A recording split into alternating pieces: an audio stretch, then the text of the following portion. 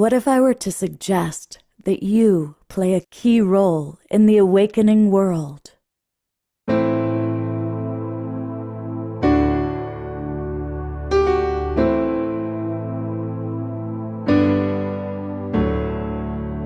that you are watching this because you have heard the call.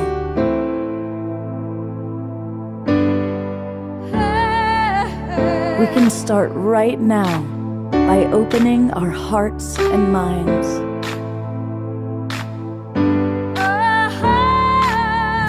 Welcome to the awakening world.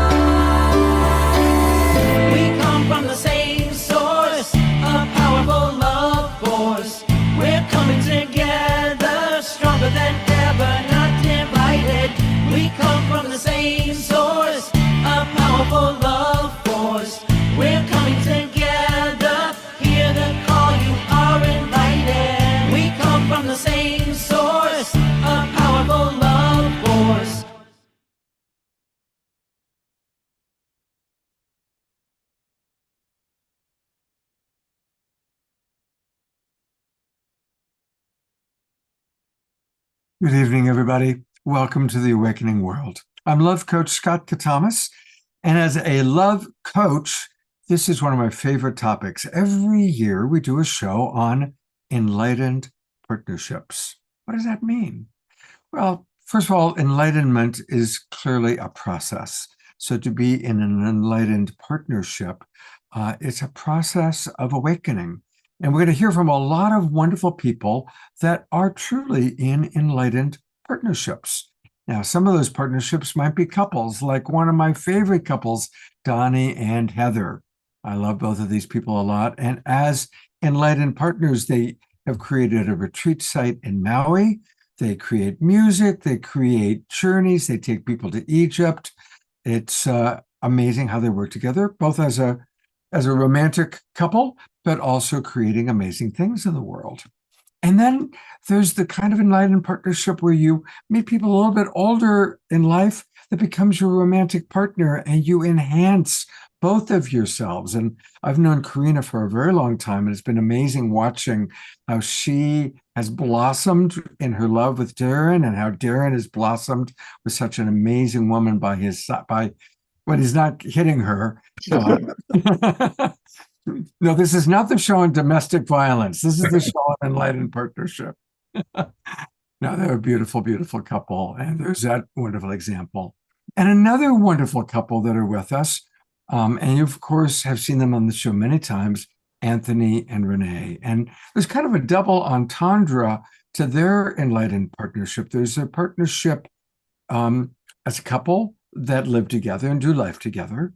They channel together, but they also have created an enlightened partnership with the most amazing being, Mary Magdalene. And they just wrote a book about that. So we are going to learn all about their brand new, hot off the press book about Mary Magdalene, Magdalene's journey. So we're excited about that. Now, not all of us are blessed to be in such a beautiful coupleship as the three couples you just saw. But it doesn't mean that we can't have enlightened partnerships. I'm actually going to talk about my enlightened partnership with my dog tonight. We also have wonderful Christy Michaels with us. And Christy is very much the inspiration for tonight's show. She's the one who every year says, Scott, it's time to do something on enlightened partners. And so we do. And I'm really excited to hear more from this wonderful woman, Dr. Melissa Sophia Joy, who is in a beautiful enlightened partnership with the divine, and also clearly in her world service. And we're going to learn all about that tonight. So it's wonderful to have you with us, Melissa. And I have an enlightened partnership twice a week with this beautiful man, Omashar. And he really has become my primary professional partner. Twice a week, we co-pilot this ship. So I'm very grateful for that partnership with you, my friend. Yeah, me too. And I've watched it developing because we've been in person with each other 3 or 4 times, and that is wonderful. But because we are, I'm in Colorado and you're in California, there's this kind of distance that I used to think was a distance, but it's really not, because I've grown in tangibly feeling my love for you, and you reach out so consistently to me that I realize that we're just developing this friendship underneath it all, which is very solid. Mm. And tonight is interesting because I was wondering what is my part in a place with enlightened partnerships, and I realized that I have a really deep relationship with my music, and that is one of my it really is my enlightened partnership because I do not lay claim to writing any of my music. It all comes through. And as my walk these days is 100% in partnership with the divine feminine, with the divine masculine, with the rocks now of Colorado, Rocky Mountains, and the trees and everything, I realize that I am never alone and that I am in in an enlightened relationship. I actually haven't had a personal, intimate relationship for a decade. And I used to wonder what was up with that. But I actually don't care at all because I feel so rich within my heart. And I'm just going to play a song now called Until You. And part of the reason that Spirit chose it for me, because I generally don't choose the songs for the night. They just pop in and say, play this one. I go, okay. And I realize now, because this is a song that was written quite a while ago, and written just as I was leaving pop rock bands and entering fully into the divinely aligned music, let's say. And the song is what could I ever do without you in my life? It would seem so unreal. I'm glad it's not true. And when I was writing it, I was writing it to spirit, even though everyone who listened to it thought I was writing it to another human being. But I wasn't. This is all written to spirit, and I am one love with you. You're part of my life. Don't think that I'm crazy, because when I was starting to have this relationship with spirit, I thought I was going a little bit crazy because I started to kind of talk to myself. And hey, you didn't hear that. Anyway, here's the song, and I will do this and do this.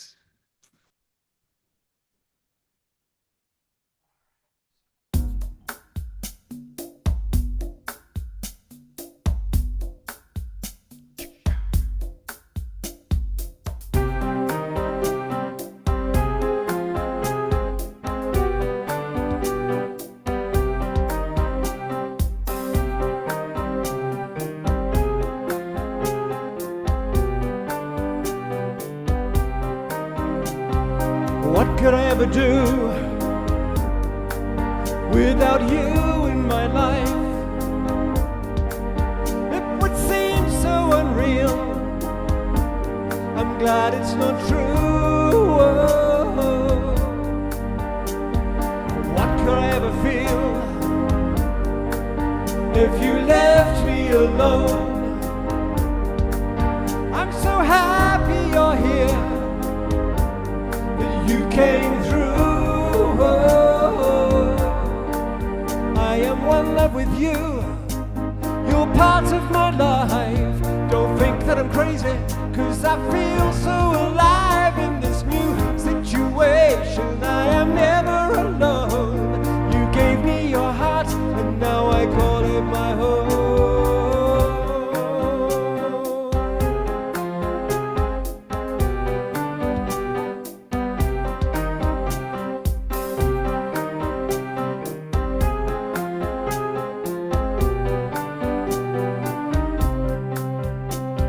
Show me a better way to get on with my life. I wasn't always this real until you. I know the constant change that we need for our souls. There is always a way for us to get through. I am one love with you. You're part of my life. Don't think crazy, 'cause I feel so alive in this new situation. I am never alone. You gave me your heart, and now I call you my home.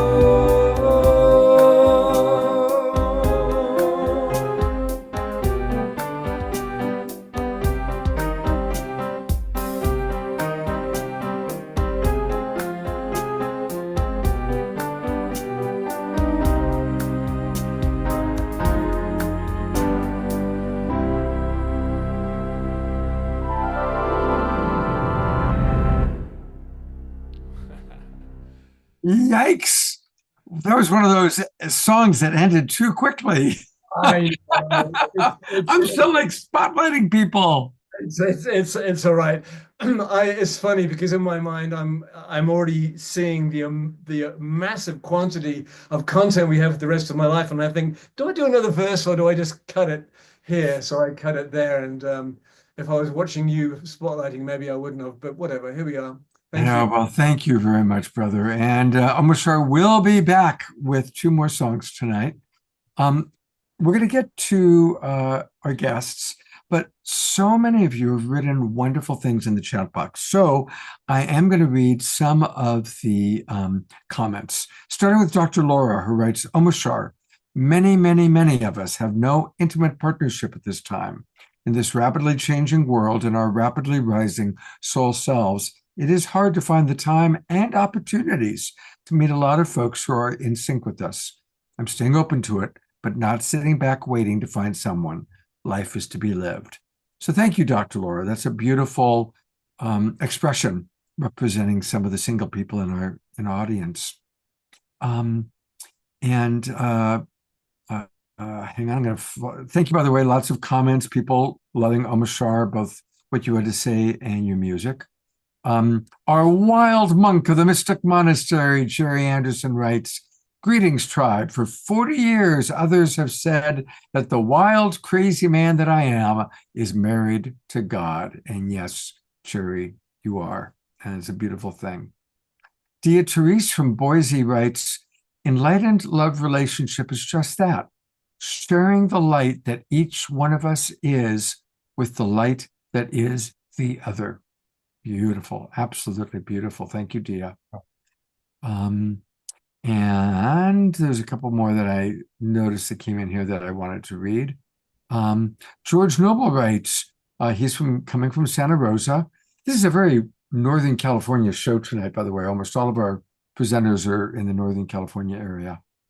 He writes, enlightened partnership is a high-frequency couple or partnership who are fully free to be themselves while committed to supporting each other. Right on, George.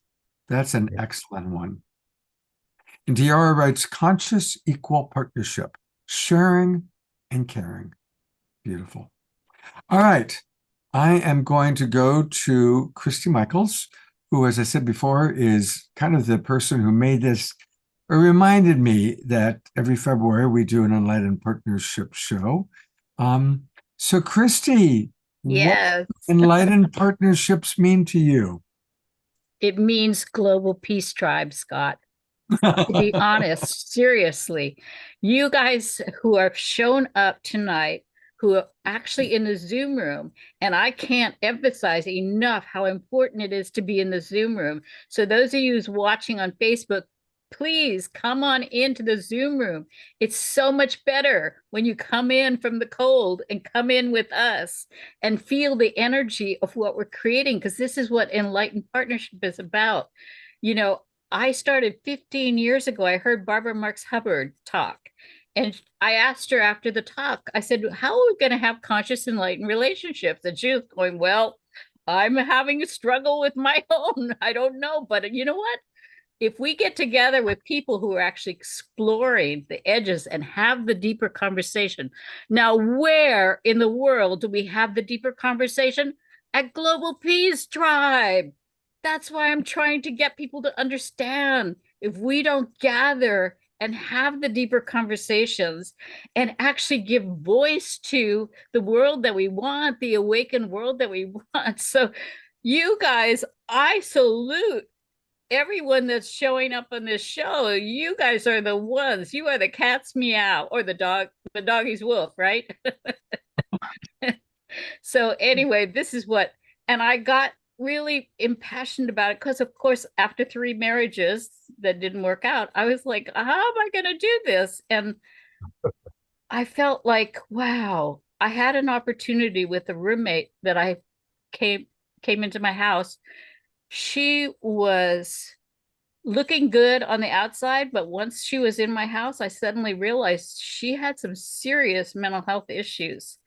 And this was not going to work because we kept having one episode after another. And I am trained in compassionate communication, so I don't attack back.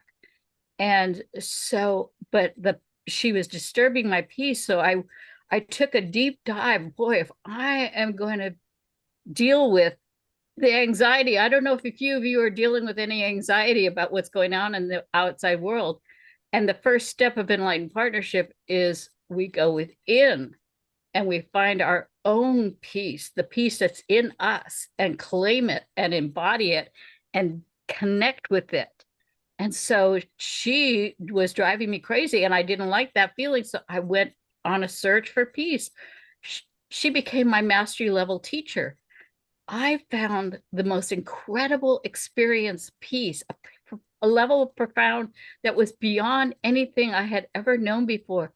And when I hit that sweet spot, oh my God, I was like, oh, I came home. I served her the papers. I said, you have to move on. But I did it with all from a place of love and compassion. We found out later that she had actually been hopping from landlord to landlord doing this. And when she was packing up to leave my house, I said, did you get everything? Or do you want to do one more walkthrough? And she said, no. But unbeknownst to even her, because she has God inside her, she turned to me and she said, oh, Christy, thank you. Because no one had everybody had attacked her. And I was the only one that met her, even though I was dealing with a very harsh, abusive situation. No one had ever dealt with her with peace. So this is where we begin, folks. We begin with finding that peace within ourselves. And Scott, I honor you so much. And I'm shouting from the mountaintops. We are in a situation in our world that we really need a global peace tribe. So thank you, everyone.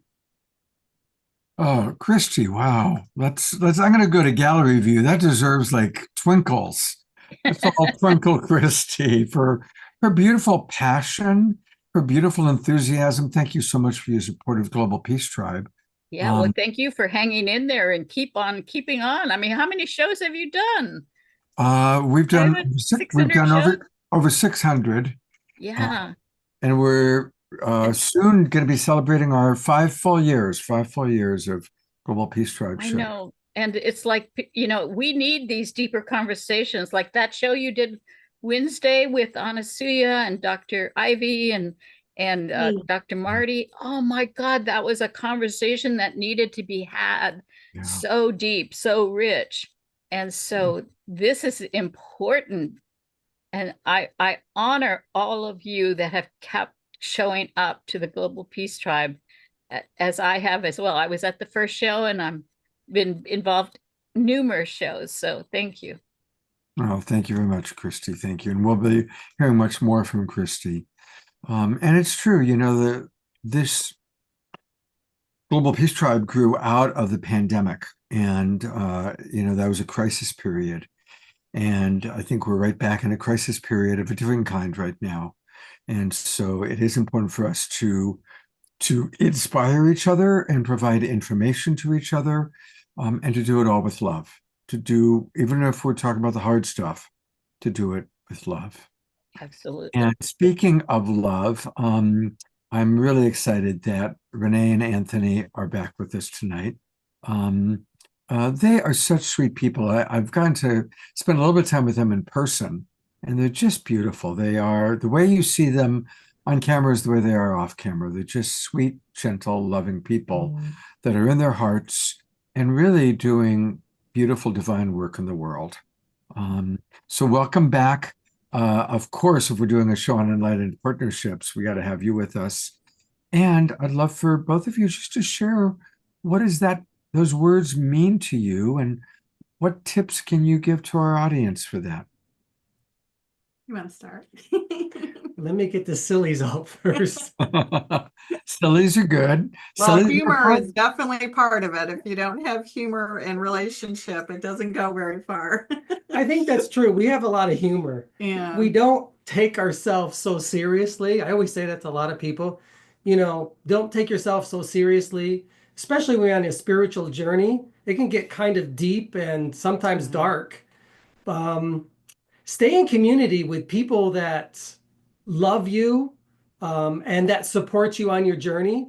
And you know, like we do, right? We have several different communities. Yeah, we have several different communities. And I think that's really great advice. But I think you're talking more, are you talking more about sacred relationship or sacred?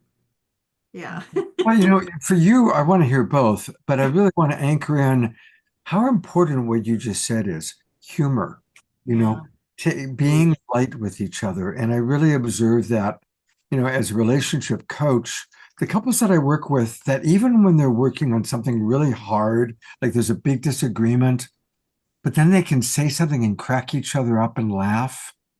Yeah. Like that's a really important quality in relationship, long-term healthy relationship, enlightened partnership, is to be able to laugh, to be able to be silly. So I'm actually really glad that you led with that.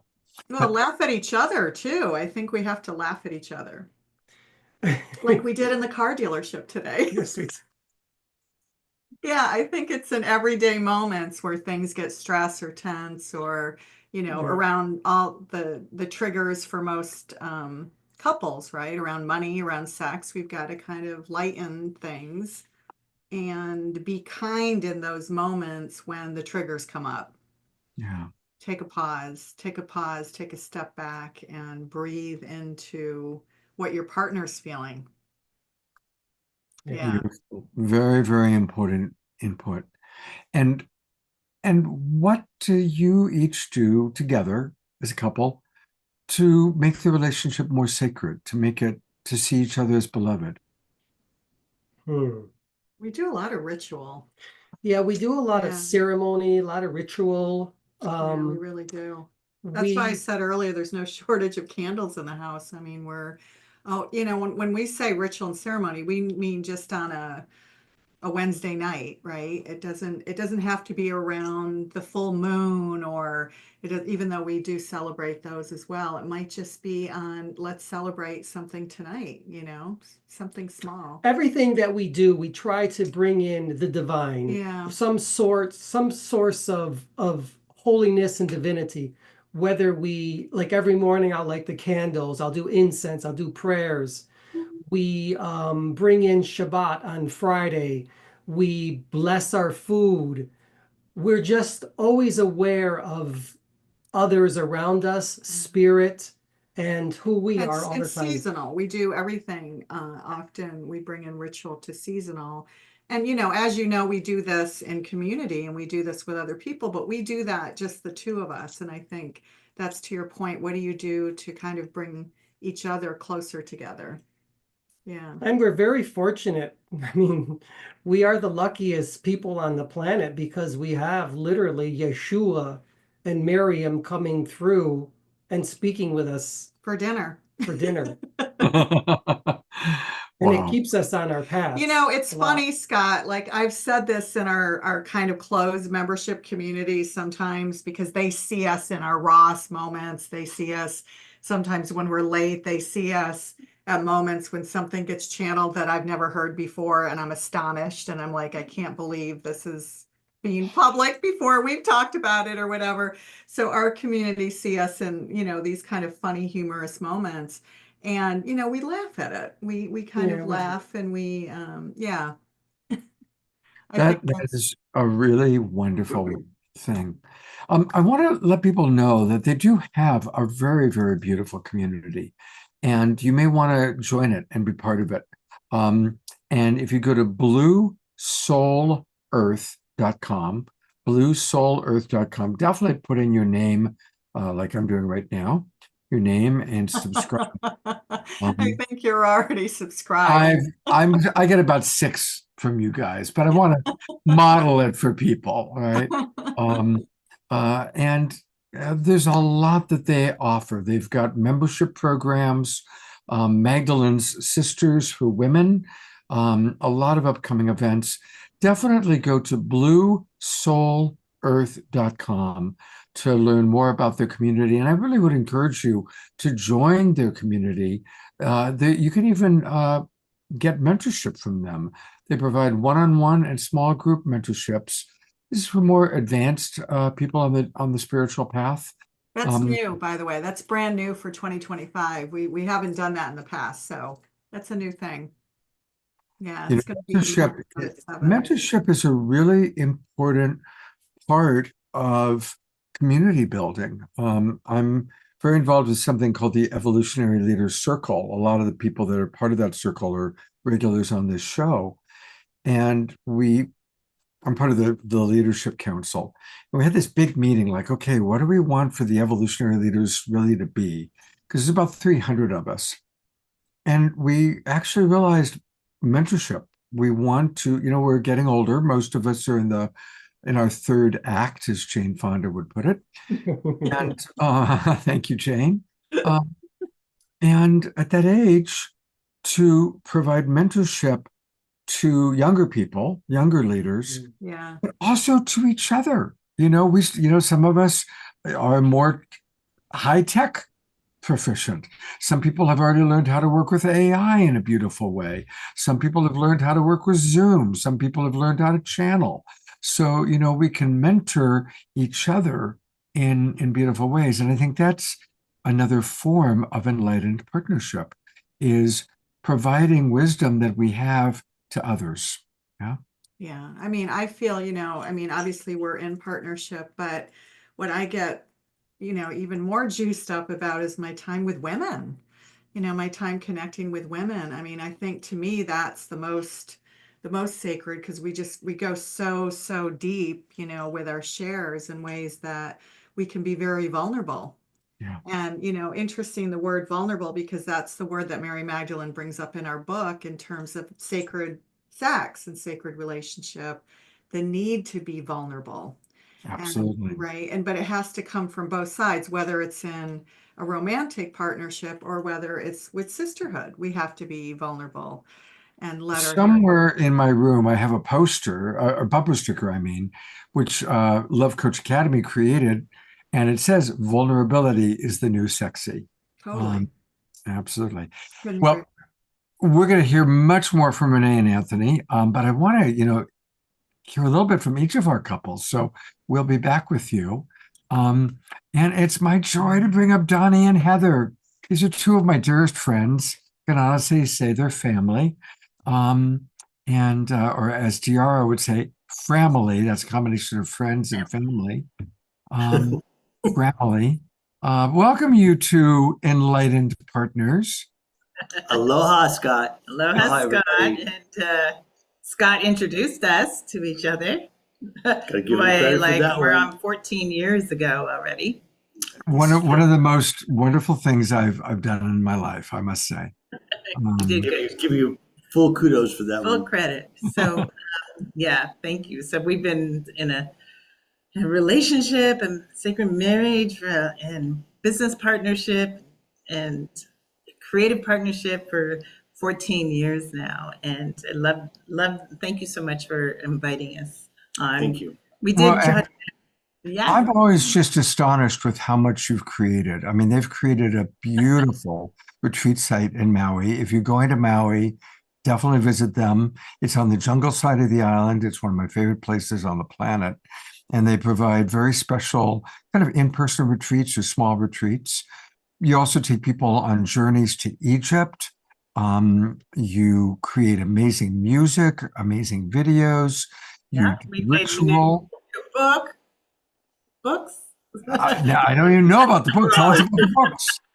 We've always got books. Well, these are our newest books, Moon Ritual Alchemy and Moon Ritual Alchemy, the journal.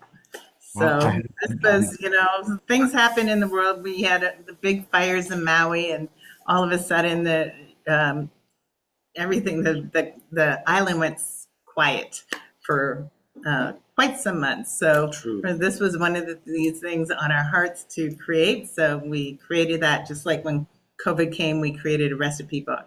So now we're kind of, yeah, essential oils and other things. But I'd love to share with you, we kind of jotted down some ways that we've nurtured our sacred partnerships that we would love to share with you.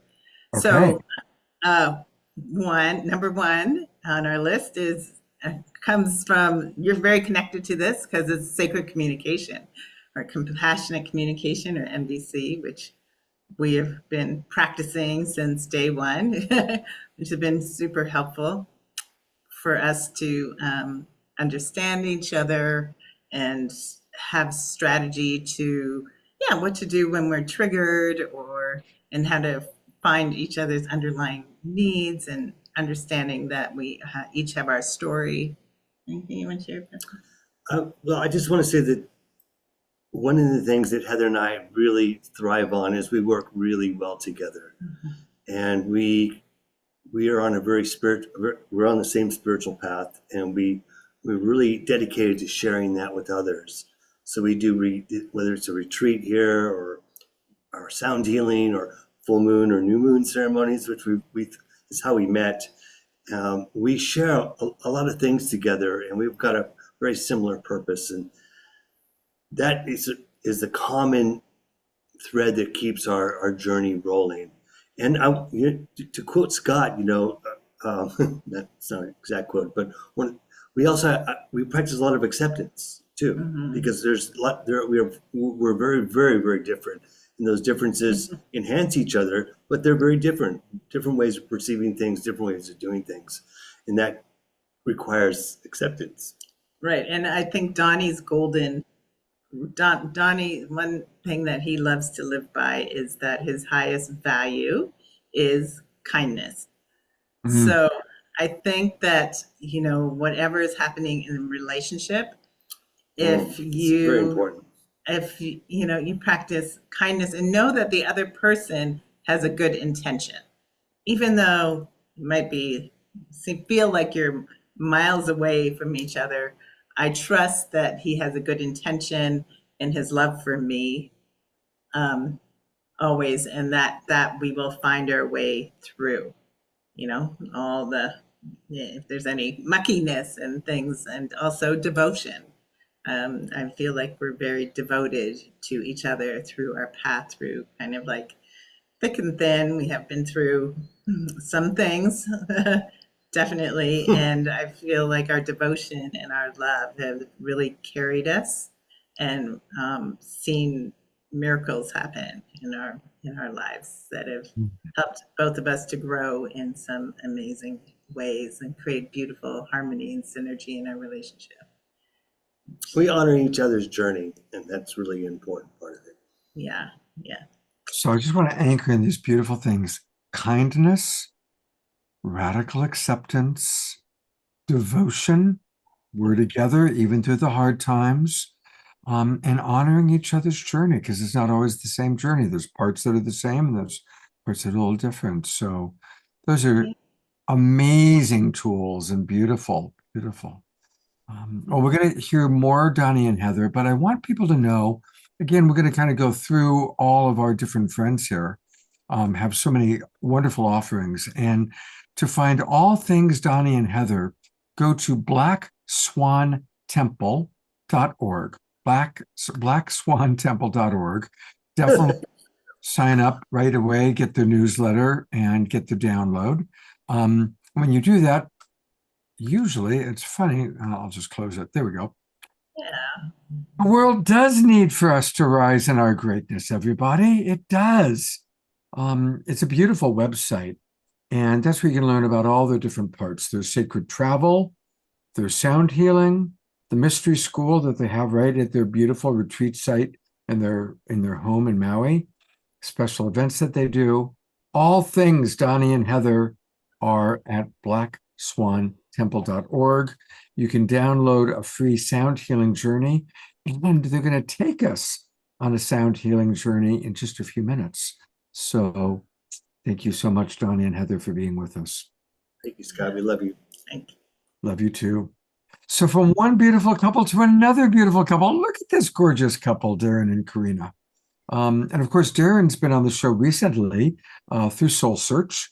And there's all sorts of enlightened partnerships going on with Soul Search. What a wonderful organization that is. But I would love for the two of you to tell our audience a little bit about what it's been like meeting each other a little bit later in life and how your enlightened partnership has enhanced your life. Honey, I need you. Oh, we need you to unmute. Okay, now we're unmuted. Yeah. It was funny because when Darren opened his mouth, Heather was not muted, and we heard Heather say honey as it came out of Darren's mouth. It was classic. Channeling Heather. When I met Darren, I wanted a relationship, but I did nothing except inner work. That's right. And so I went to one event, and that's where I met him. And he resisted me in the beginning. I thought he fit my pictures, and we communicated very easily. But I kept his rejection somewhat. It really wasn't, but he just didn't see me. I felt like it enhanced my self-esteem, because what it showed me was I want a partner, this one or someone better. And I just kept doing my inner work and felt empowered that I had a lot to offer. And, you know, we were friends for a year and a third before he woke up. Okay. Yeah, well, might as well get right into the vulnerable stuff right away, right? I think what happens when I met Karina, we met on this dating event online called Spiritual Singles. And like she said, what an amazing manifester you are, because like I know what it's like to go to many singles events and so on. She did nothing. She just went to show up this one thing after being single for 6 or 7 years and met me. And that's and maybe you should tell them what you were doing before that led up to that. You were doing some magical things. I was doing a process called a terma, which you put your hands in, you know, just feel the chi field, a ball of, and you visualize what you want. It's a quantum field process that I learned from Gene Houston. It's called a terma, and you just visualize your desire, and you infuse it with the chi, and then you put it in the past, bury it in the ground or put it in a drawer, and then you come back and you do it again. You sort of put it in the one hand and put it in and bury it, and then you come back and create it again, and then you put it in the future, and then you visualize again exactly the feeling. And manifesting this is the book I'm publishing in the spring. It's called Magnetic Creation. You have to be in the manifestation, not like watch a movie. So you're just feeling that, and then you put it on your head, and it is magical because you're using the quantum field, which is the past, the present, and the future are one. So I just did my termas and was in my self-esteem, and he called me every 3 weeks. I thought he had 3 women, and you know, I was happy to have a friend, and I wasn't attached, because part of magnetic creation is you know what you want, but you let go of who, what, when, where, and how. So, and it was life has improved greatly being in partnership. It's rich. I mean, we have truly a spiritual bond. We pray together, we channel together, and we do process together. We're taking a course together on energy medicine, shamanism. We're increasing our skills and our toolbox, so to speak. Yeah. Is there remarkable? I think the reason you might have felt me resisting you a bit when we first met is because I had this sense I'd been out in the minor hell of the dating world for quite a while, Match.com and all these things, and a lot of near misses and so on. And when I met Karina, I had this feeling like this will not be like that. This Mm. is a true commitment. Like this is going to be the real thing. And part of me is, oh, I'm not ready. I don't think I thought of that consciously. So it took me a little while, but eventually you're right. I did see you and I realized that this is a spiritual relationship I've been waiting for my whole life. Like I've had good reconnections with other women, different, shared a lot of beautiful things, but I never felt like there was that connection on this level. And you truly have given that to me. So thank you so much. This is beautiful to hear, right? I mean, as a single man, I'm just going, oh.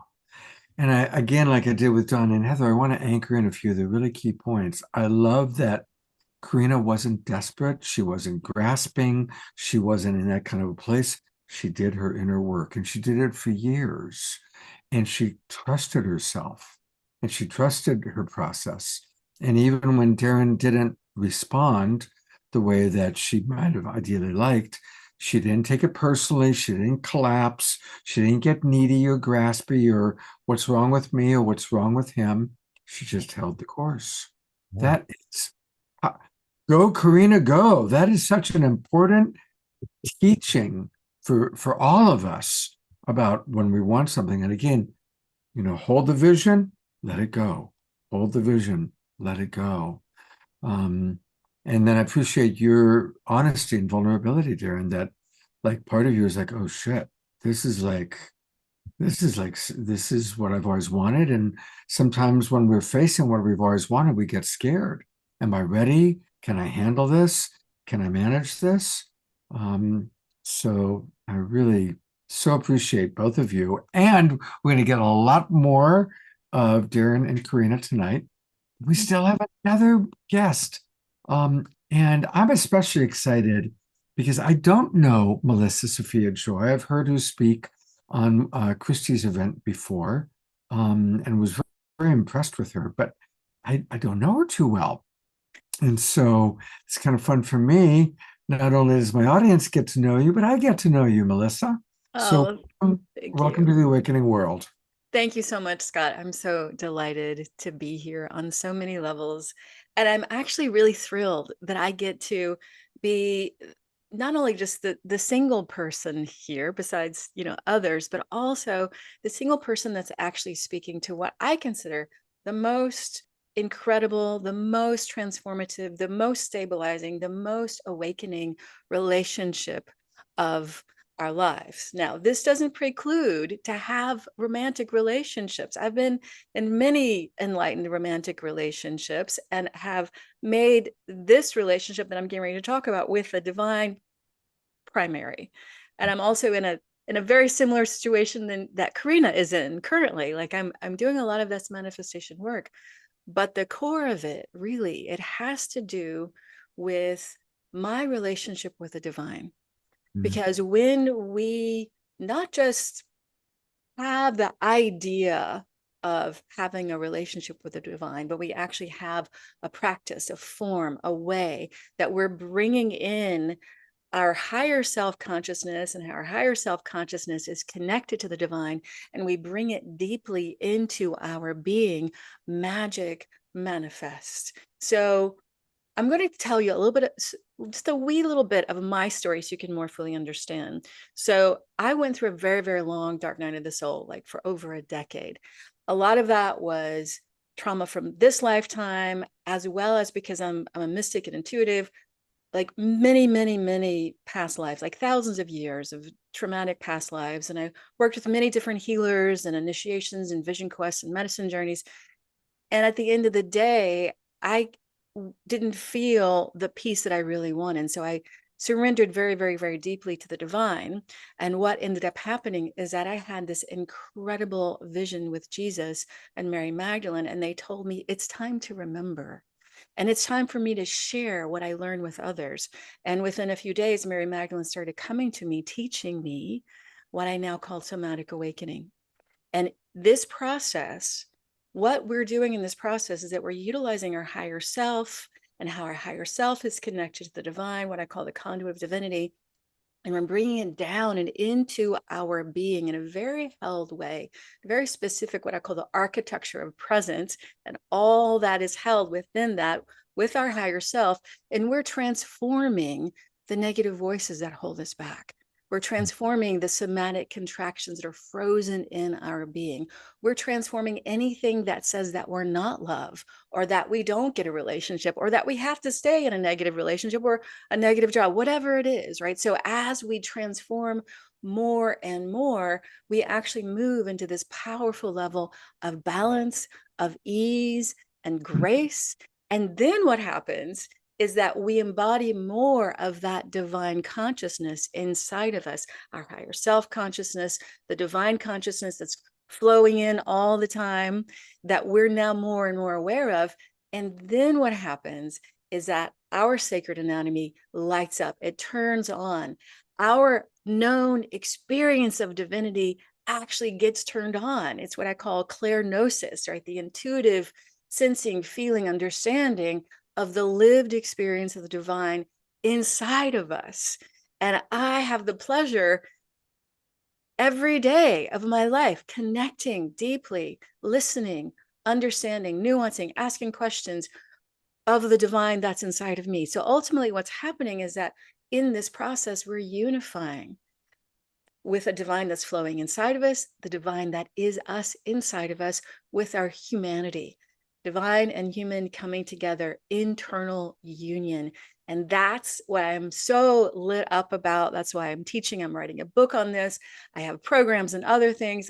I love teaching it because I see people transform so much on a daily level. And even more significantly, whether a person is in a romantic relationship or not, what happens is that this relationship that will never die, that was here before we came into this body and will be here after we leave this body, this becomes unified.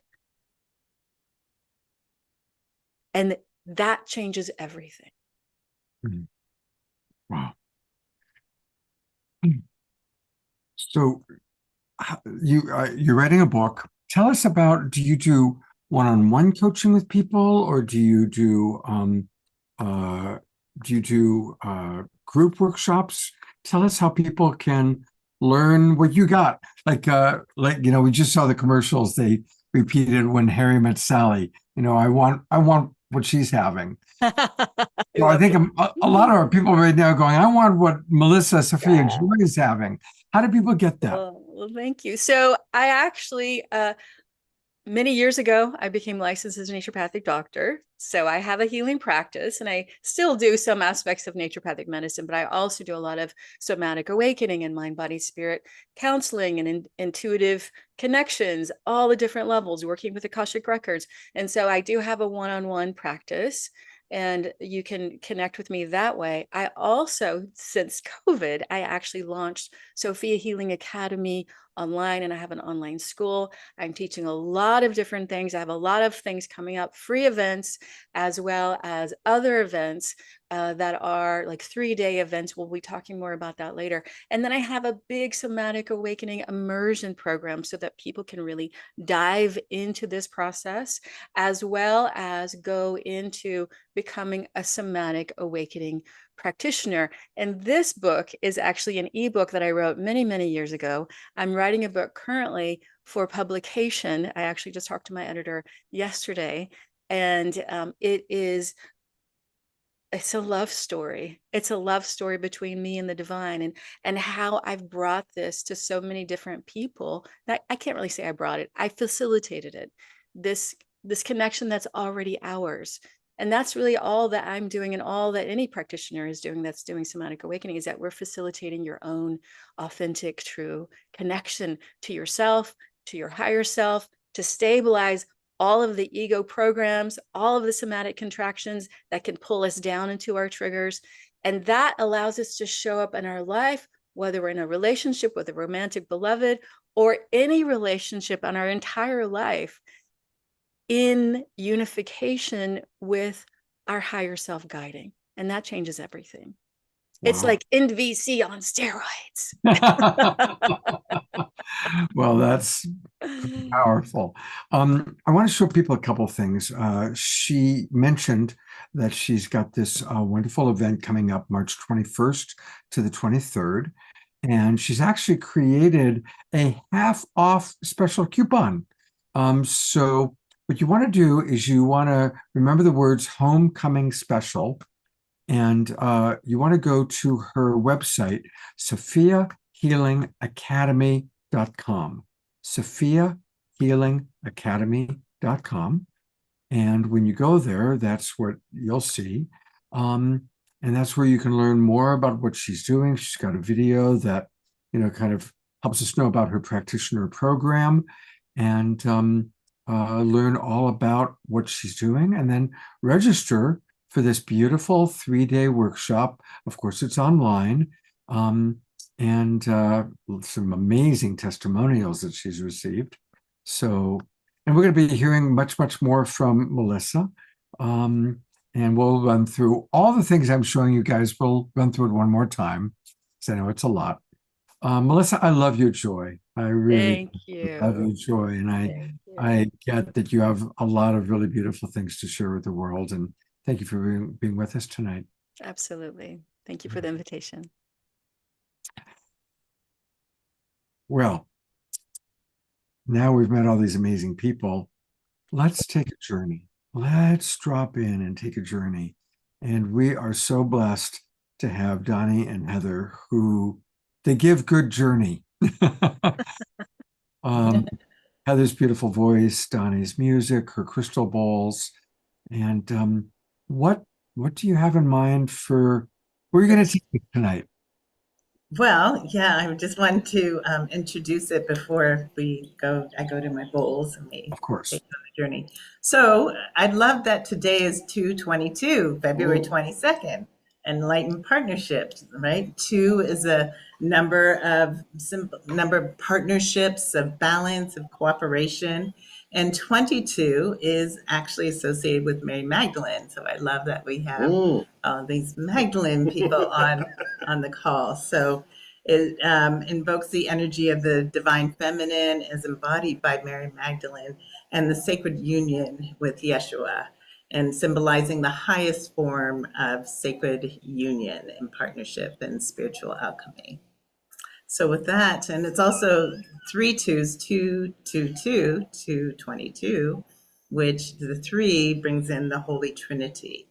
So that is the spiritual alchemy of the sacred masculine and feminine, and the divine union with the fruits of that union, the divine offspring and fruits.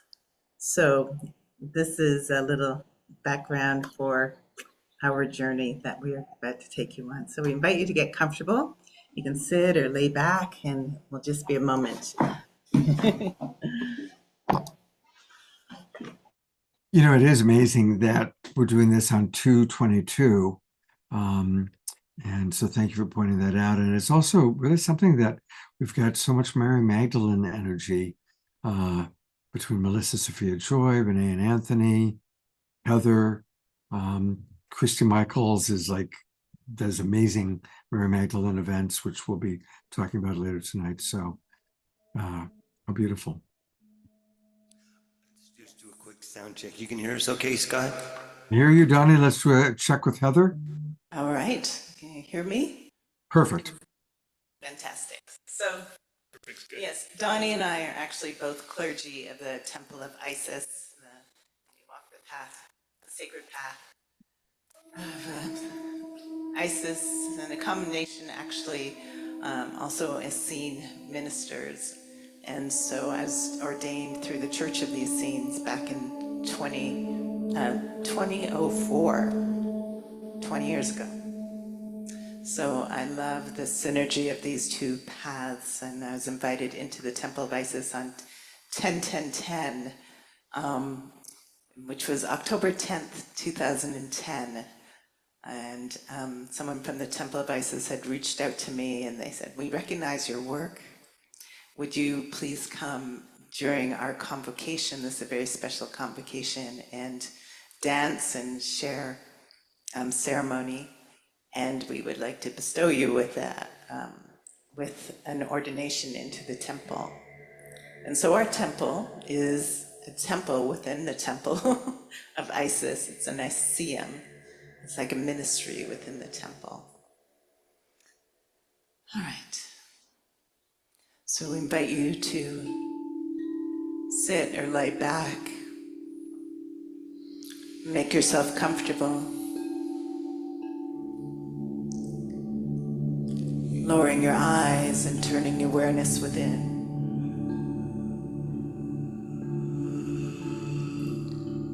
Bring your awareness to your breath.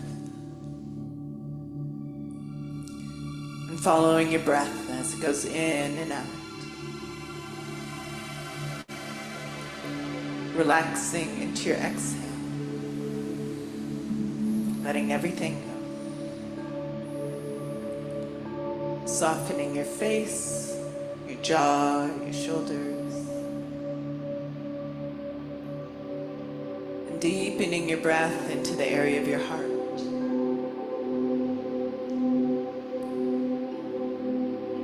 And deepening your breath into the area of your belly.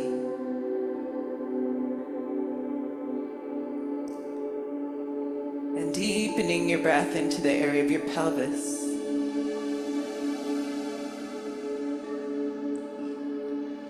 And into your root chakra.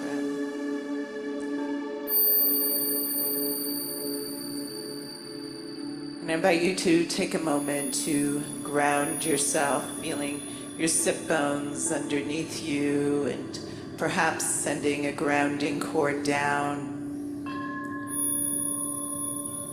from the perineum point all the way to the crystalline iron core of the earth.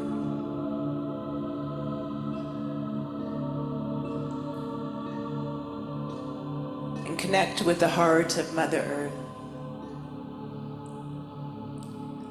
Inviting her energy, her wisdom to come up through that grounding cord, nourishing you, connecting you with our beloved Mother Earth.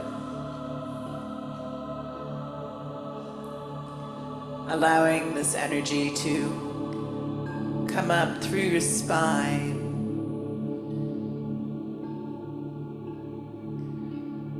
and perhaps fountain at the top of your head, connecting you with our beloved Mother Earth.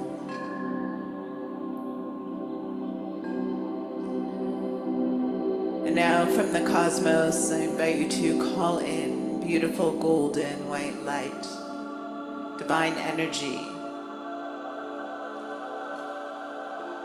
connecting you with Source, the codes and patterns of perfection for your life. Allowing this light to descend down in through that 1,000-petaled violet lotus flower that sits atop your head. Allow it to continue down your spine and into the earth.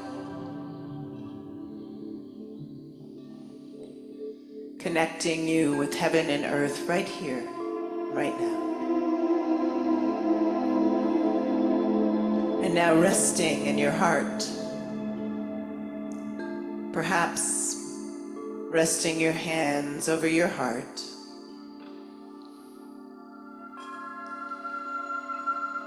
Centering yourself in your heart. Take a nice, slow, deep breath in. Letting your breath gently flow into your heart center.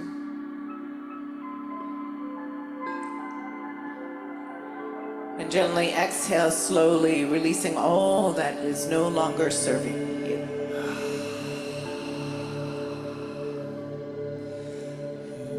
And breathe in again. Feeling your heart expand. becoming a sanctuary of peace and receptivity.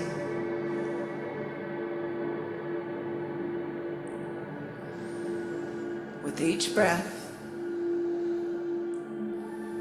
envision yourself now gently walking into an enchanting rose garden.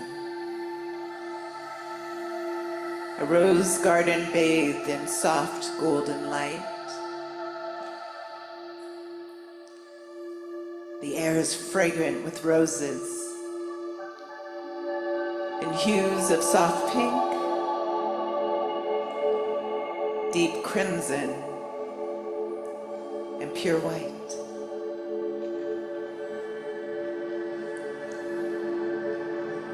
The soothing sounds guide you deeper into a sacred space, opening your heart fully to receive.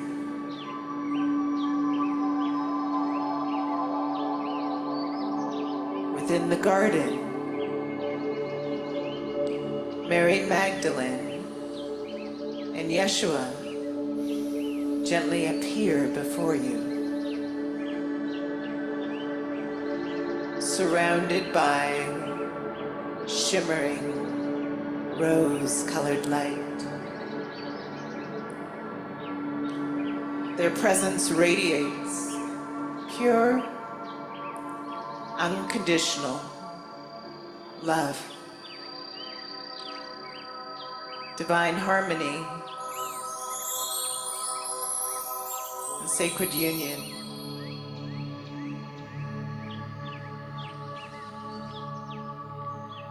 Feel their warmth, their loving energy enveloping you, reassuring you that you are deeply loved and supported.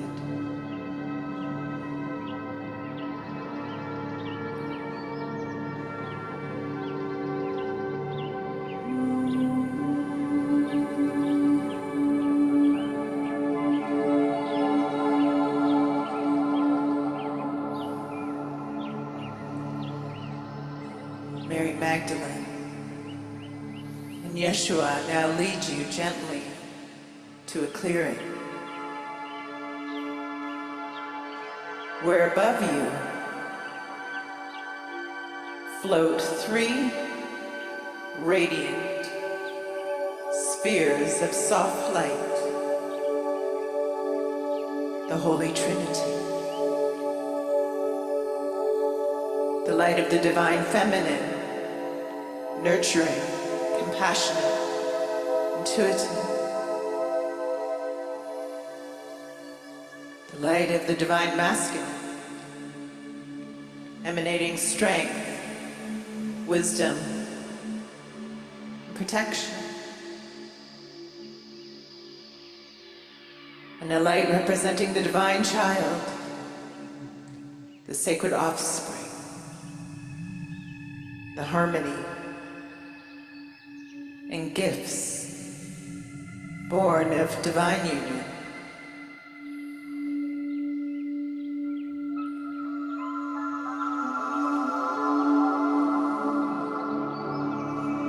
Feel yourself standing within the sacred Trinity.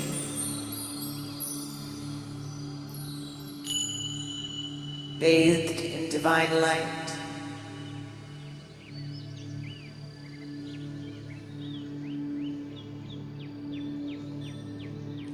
Opening yourself to profound harmony and peace.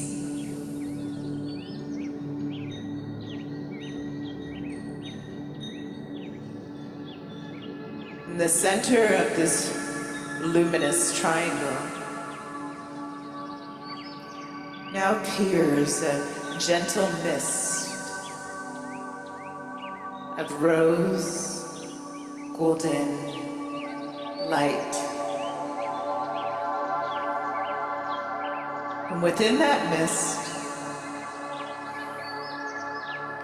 A beautiful gift begins to appear just for you. It may be a symbol, or an object, or flower, or word, or even a feeling.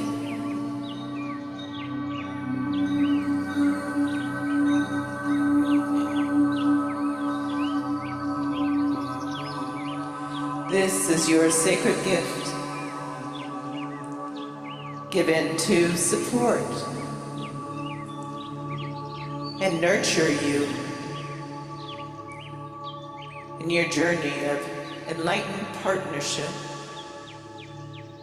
and divine love.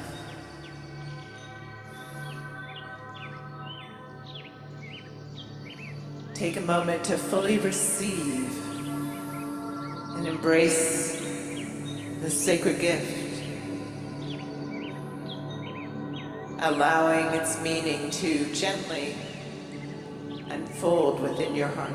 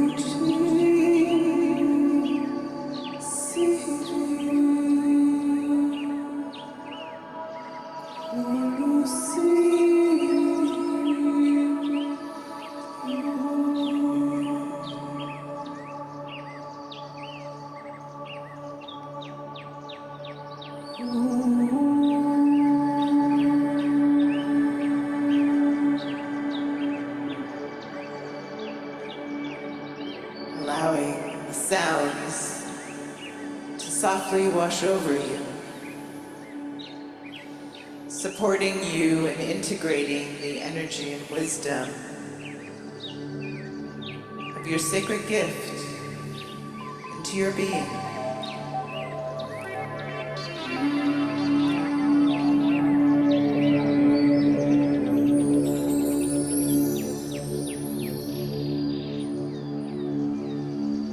Feel this gift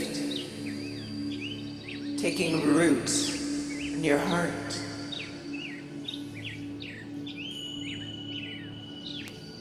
Blossoming into deeper love, creativity, and divine harmony.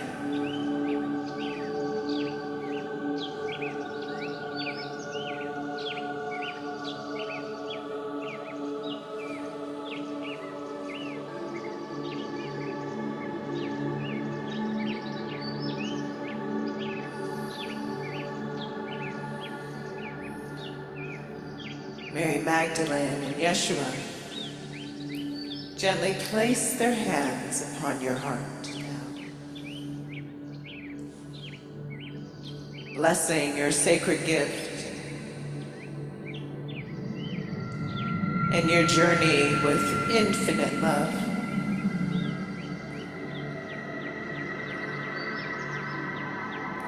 Feel their divine essence merging with yours.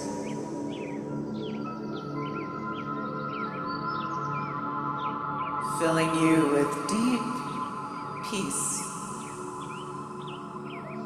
clarity, and harmony.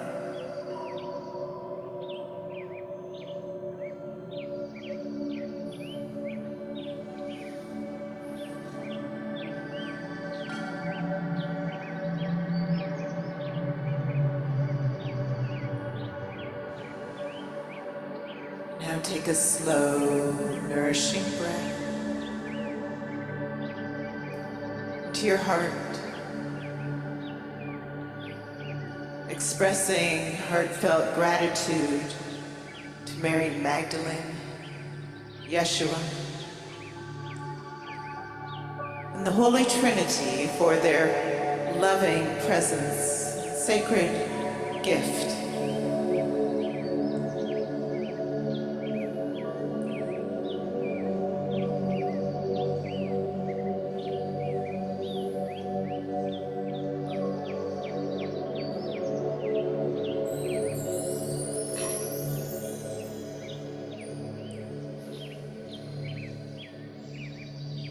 Gently now.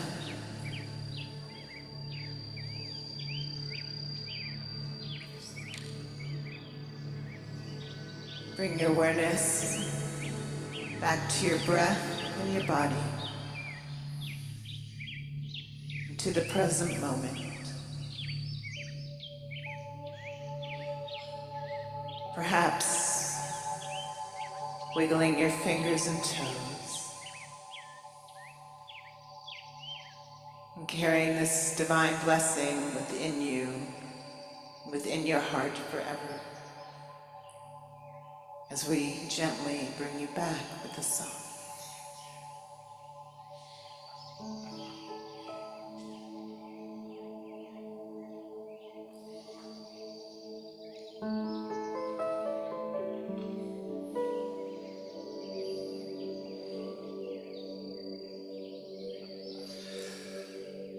I keep feeling your love in me over and over and over again.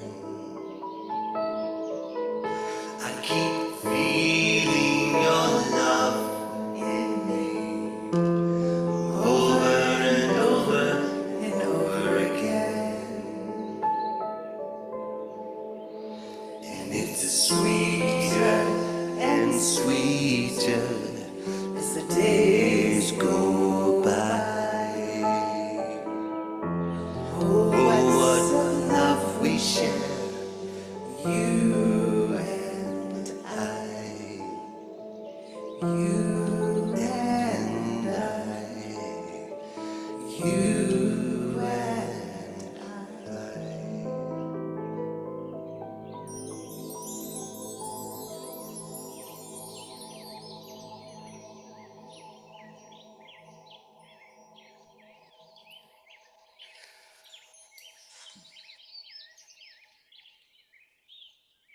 I want to invite everybody to very gently continue to breathe in this incredible beauty that Donnie and Heather have provided us. Opening our eyes, wiggling our fingers, twinkling our toes, Stretch. and then stretch. And I am going to go to gallery view and invite us all just to send a lot of Global Peace Tribe love and appreciation for that amazing journey.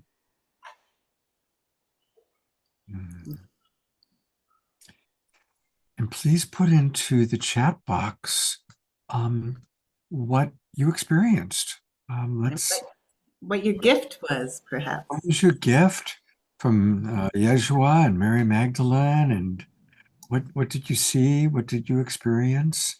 And while you're all having a chance to put in your gifts, I want to remind people that you can find all things Donnie and Heather at Black Swan Temple, blackswantemple.org. And there's so much there. And again, there's sacred travel. When's your next trip to Egypt? Is October of this year, and we offer usually on the new moons every month online ceremony ritual that is by donation, and so you can sign up for our email and join us. Carol is often with us. Very wonderful. We love Carol. Beautiful. All right. Well, anyway, Black Swan Temple is where you're going to find all about their special events. And as you can tell, they do everything with so much class and so much beauty. And And I'm going to read some of what's coming in now. Karina and Darren wrote, they're coming in so fast that I'm losing it. They wrote, so beautiful. I love your co-creativeness. Dr. Laura writes, my gifts were spectacular. I was given a picture of someone I will meet soon who might be a love connection. Wow. I remember to do the Karina thing, put it in your hand and then let it go. All right, I'm going to read some more. Eleanor Joy writes, felt totally in the void, the quantum field. I felt very peaceful and went very deep. Omar Shah writes, it was coming in so fast that I'm losing it. No, I was just repeating your comment. I'm still integrating Donnie and Heather. Holy smoke! Thank you so much. What a thank you. treasure I feel because of your presence. Thank you. Thank you. Christy's gift was a large pink diamond. Ooh. Dia Therese, the gift of softness and being held. Maximum gratitude.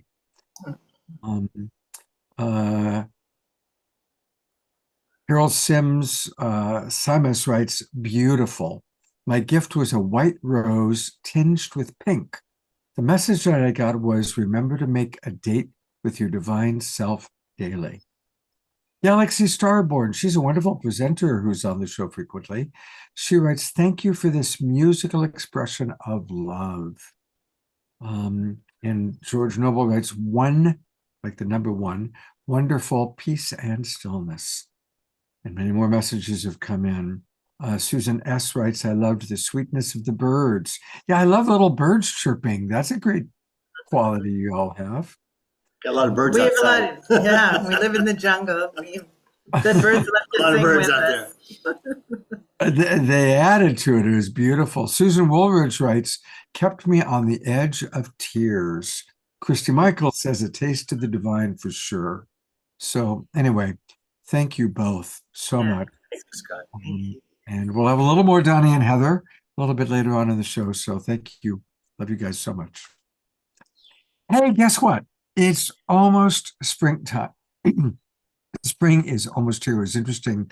I live in the Bay Area. Most of the people tonight, most of our presenters are Bay Area. And it was the warmest day I think we've had all year. It was just a beautiful day.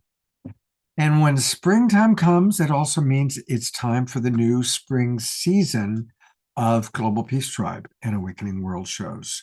And so I just yesterday, we opened up our new season is available.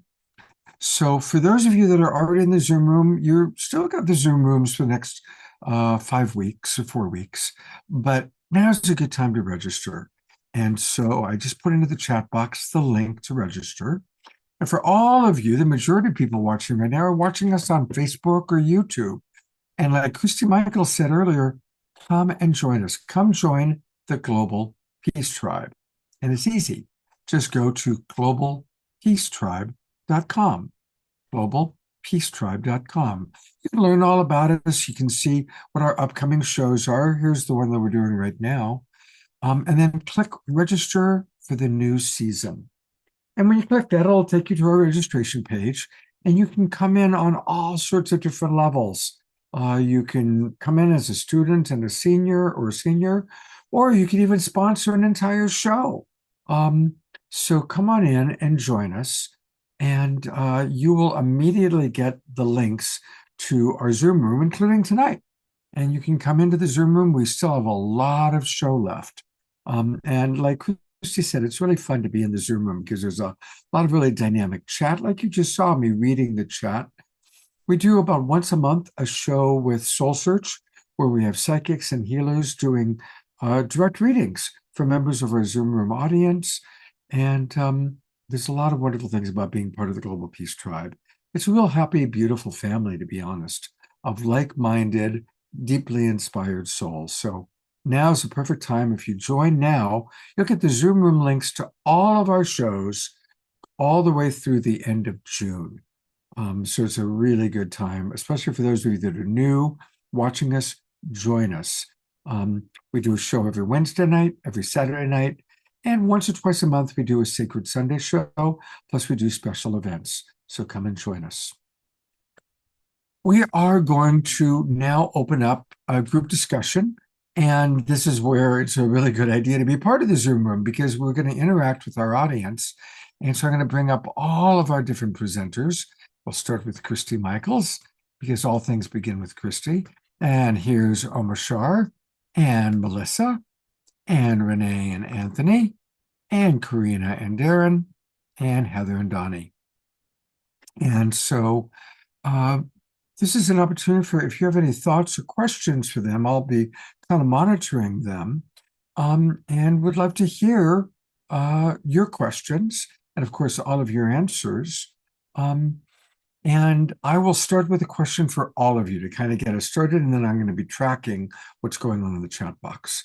I'm going to ask this question to all of you, but I'd like to start with Melissa responding first. What's your tool or practice for raising your state of consciousness, kind of going into that enlightened state when there's something going on in the world, either your direct personal circumstances or what's happening in Gaza or what's happening in the big world? When it's hard, when the world is pounding away and it hurts, what's a tool or a practice for going back into a more enlightened or a more higher consciousness, high vibe state? And again, we'll start with Melissa. Thank you, Scott. That's a very important question, especially with everything that's happening in the world and in the US. You know, I'll frame it in the sense of something external that's happening. You know, Gaza, the political situation, the things that are going on. When that happens and I feel triggered inside, maybe I feel worried or I feel fear. I talk to a patient who has a lot of worry and fear, and then it kind of stirs me up. What I do, first of all, is track what's inside of me that's actually getting triggered, right? Because the external is reflecting something that's internal. I then will go through a process that Mary Magdalene taught me called somatic awakening to practice. And so I begin with grounding. I connect into my body. I connect into my higher self through my higher chakras. I invite in the guides. I invite in my higher self to be fully present. And then I bring that higher consciousness down and into my body in the place that's holding that charge. So that could be in my heart, it could be in my energy body, it could be somewhere else. So, but in essence, what happens is that I bring this higher consciousness in relationship to whatever that is. So maybe it's fear. Maybe I heard something, politically, and I have a fear. For instance, I'm not going to go into all the things, but you can just take a pick of all the things that's going on, right? So I have a fear that's happening. And then what happens is that my higher self, specifically what I call my higher self witness consciousness, comes into direct relationship with that fear in a very specific held way.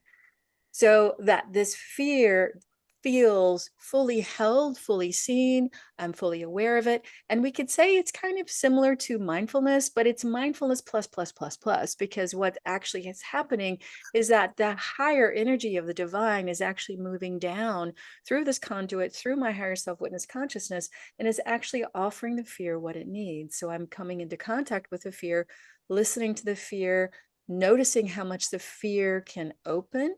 Maybe it's hesitant. So what does it need to actually open? And then when it opens, what actually happens, and this is what's so magical, is that the divine wants nothing more than to meet the fear fully, 100% or more, as much as the fear can handle. And then the energy of the fear dissolves. The memory might still be there. The thing that's happening in the world is still there, but my energetic being is softened because that fear is no longer leading. And then I can come back and I go, okay, well, that thing is happening, but I don't feel the same charge inside of me because I feel more an alignment with this divine energy. And then usually what will happen is that I'll say a prayer, or I'll go into transmission. I'm an oracle as well. And so I'll receive a message from Mary Magdalene or Divine Mother or whatever. And then that helps me stabilize even more. So that's what I do. And that's what I teach others to do as well. Melissa, that was beautiful. Absolutely beautiful. Thank you. Thank you. I kind of made a boo-boo, agenda-wise. We were going to go to Renee and Anthony next. And I got excited and I jumped to our panel discussion, but I'm glad that I did, in that we got that amazing download really from Melissa on managing what, and honestly, I guess I was just so anxious to ask that question, because it's like the big question of our times of how do we manage ourselves when it gets hard, because it is hard out there. So we will get back to our panel discussion and maybe more responses to that question and certainly your questions. But I'm going to go back to where we were in the original agenda, which means I'm going to go to Renee and Anthony next. And thank you, Melissa. That was brilliant. Thank you. Anthony and Renee, hello, you two. Here we are. But maybe if you had a response to that same question, we could start with that if that had come up for you. Yeah, I think it's in many ways similar to what Melissa said, in the sense of going to our higher self, because I think a lot of times when we plug into fear, and there's a lot of it going around out there right now in the world and in the United States, everyone's feeling these triggers. We're seeing it in the chat, here as well. So there's a lot of stuff that's bubbling up to the surface for all of us. And I think, in the whole quantum world of looking at things, we're taught by our guides, which are primarily Yeshua, Magdalene, and the Ascended Masters, that we're mirrors towards everything. And so when that fear is coming up and we mirror it, right, it accentuates it, it strengthens it, because we're giving it oxygen. And if you don't give it oxygen, it can't exist. That doesn't mean the trigger is not going to be very real for our human selves, right? Our human selves. But once we kind of go into that place, and I love the way that Melissa described it, you go into that divinity space where you allow your higher self to come through. Because, it's interesting with the book, we've been out there a lot with the book lately, and in places where we can't really talk about channeling like we can do here so openly, because everyone's so open to it. And so we often talk about that really what we're channeling is our higher self. So when we can get silent and go to that place, we allow the divine to work through us and calm our spirit, calm our place of trepidation and fear and angst, and really just like quiet to a space of stillness. And when we're in that space of stillness, everything kind of dissolves, right? The Buddhists teach that, right? You don't try to resist it or fight it.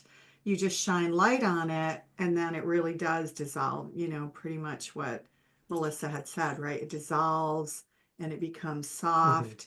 And the trigger goes away. So everything, the chaos is still happening around us, but we're not reacting to it, right? We're seeing it. As Yeshua always tells us, there is no evil. He'll say that all the time. You want to? I think for me, on a personal note, and I think this is unique for every individual, how you deal with fear and chaos.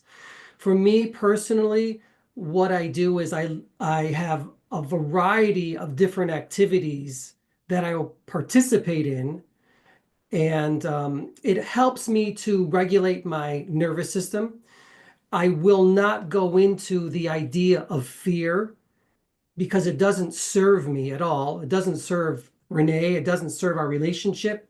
It certainly doesn't serve humanity. It doesn't serve our community, because if we're untethered and we're spiraling, then everyone's going to feel that around us. So we need, as I think, we're all spiritual teachers here, we need to maintain the calm. I feel on so many levels, it's like we're being prepared for this time that when things start to spin, we just realize and remember who we are.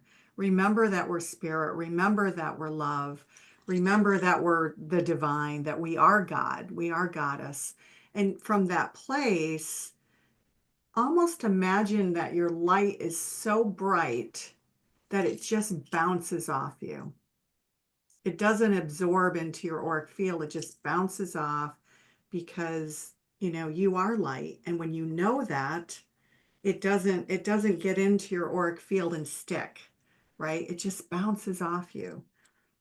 That's really what they show you also when you're in full channel. In a manner, yes, that's what they show me. Yeah. Again, from my own personal experience, from all of the years of meditation and a lot of I love doing lots of exercise, which keeps me very grounded. It helps to relax my nervous system and my body. And I try not to focus too much on the negative aspects of the world. And I try to be more a part of, I guess, the heart-centered activities and focus on the positive aspects that we're doing. Because I really see the positiveness, the positivity in humanity more than I do see the negative. And I think that's what we're doing here this evening. I know. And Magdalene will tell us all the time, it's all a perception. So when we think about it as theater, then it doesn't have the same charge, right? It's outside of us. It's a perception. Really find the love in every aspect of life and in all people and in all things. It's a process, and it is definitely a practice that Renee and I try to do every single day. And that's what it is to have a divinity flowing through you and spirituality.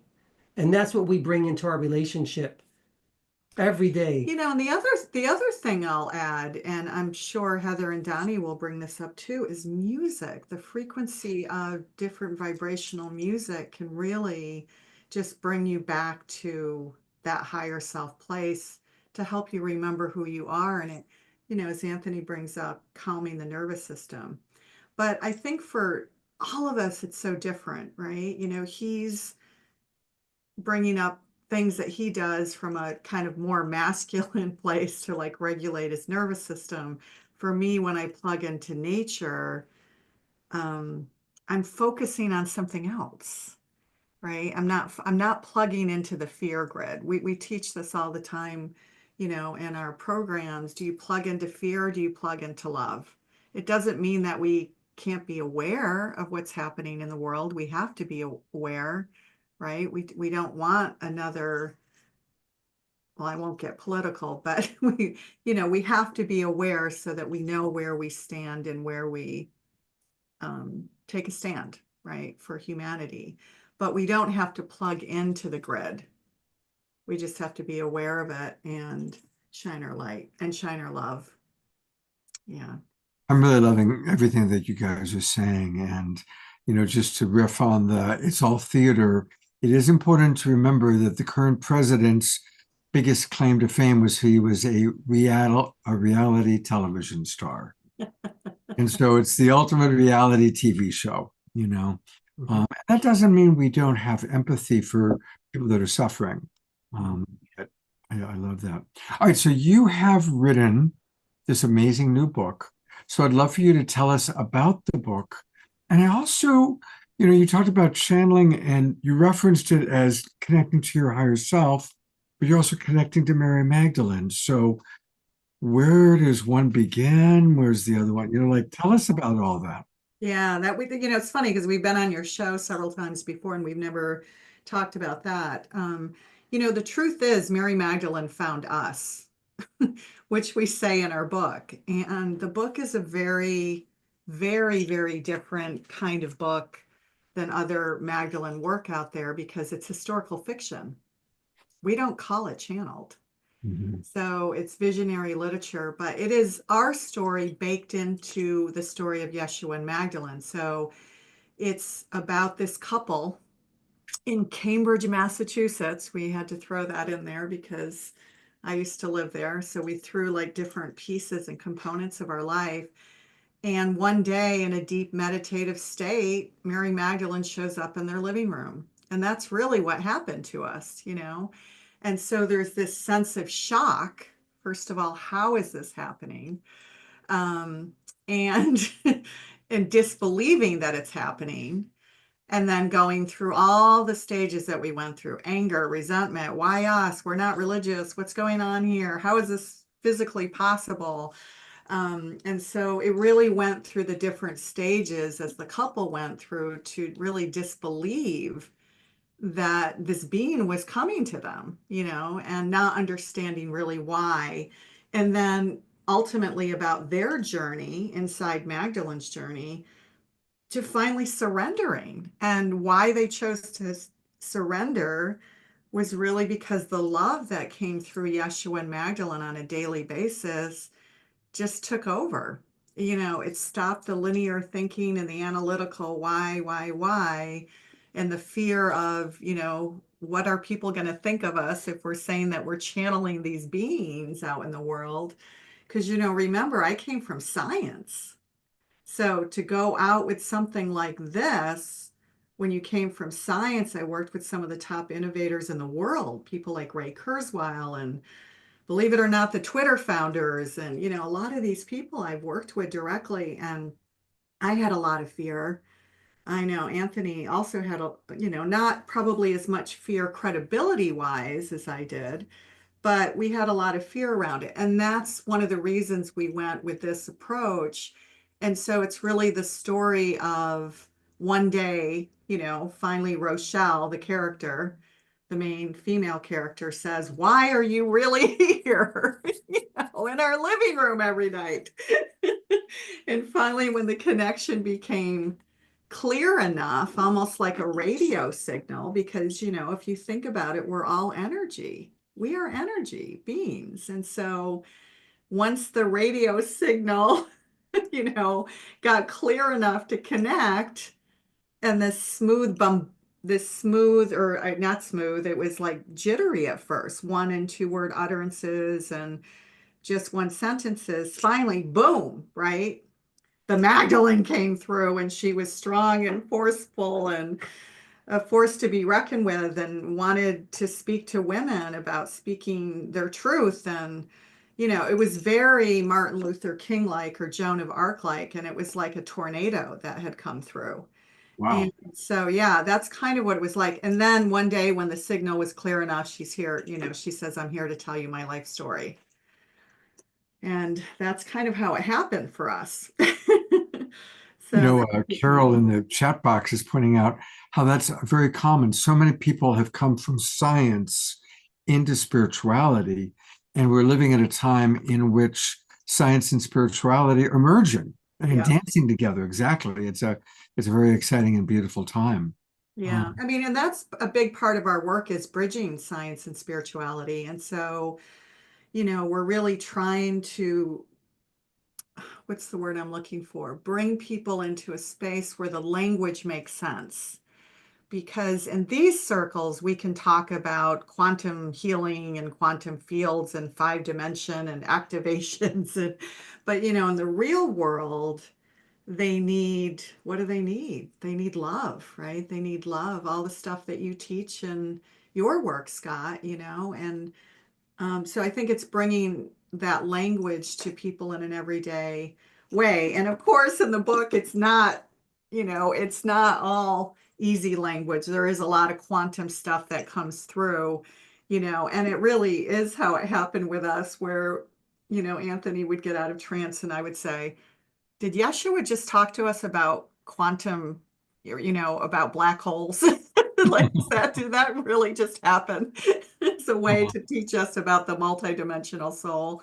So that was really our journey. And so it's been a long process too, I think, for it to come out, because, and you know, Anthony can certainly speak what it's been like to fully embody you know, when she writes through me, she takes, you know, she kind of takes over and my hands start writing things that I don't remember later on. But, you know, it's been a really powerful journey because we've had to surrender a lot, a lot, a lot.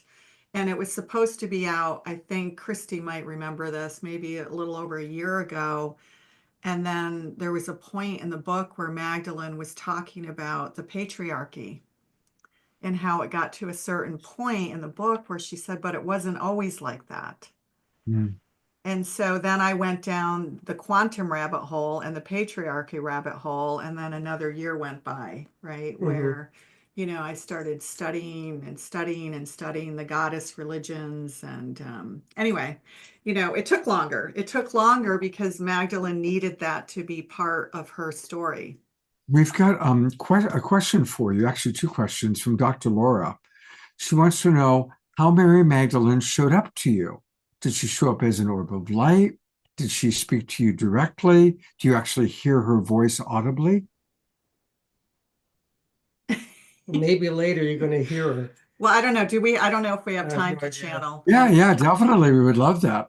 Yeah. So She maybe comes, if you can yeah. answer that question, and then let's bring her in. Yeah. She's, how did she come through? I can feel her. She's wanting to come in. Oh, good. She well, I'm channeling now for 10 years. So probably within our third or fourth year of channeling, one night in our living room, she said, "Hi, my name is Miriam of Magdal." And we're like, "Who are you?"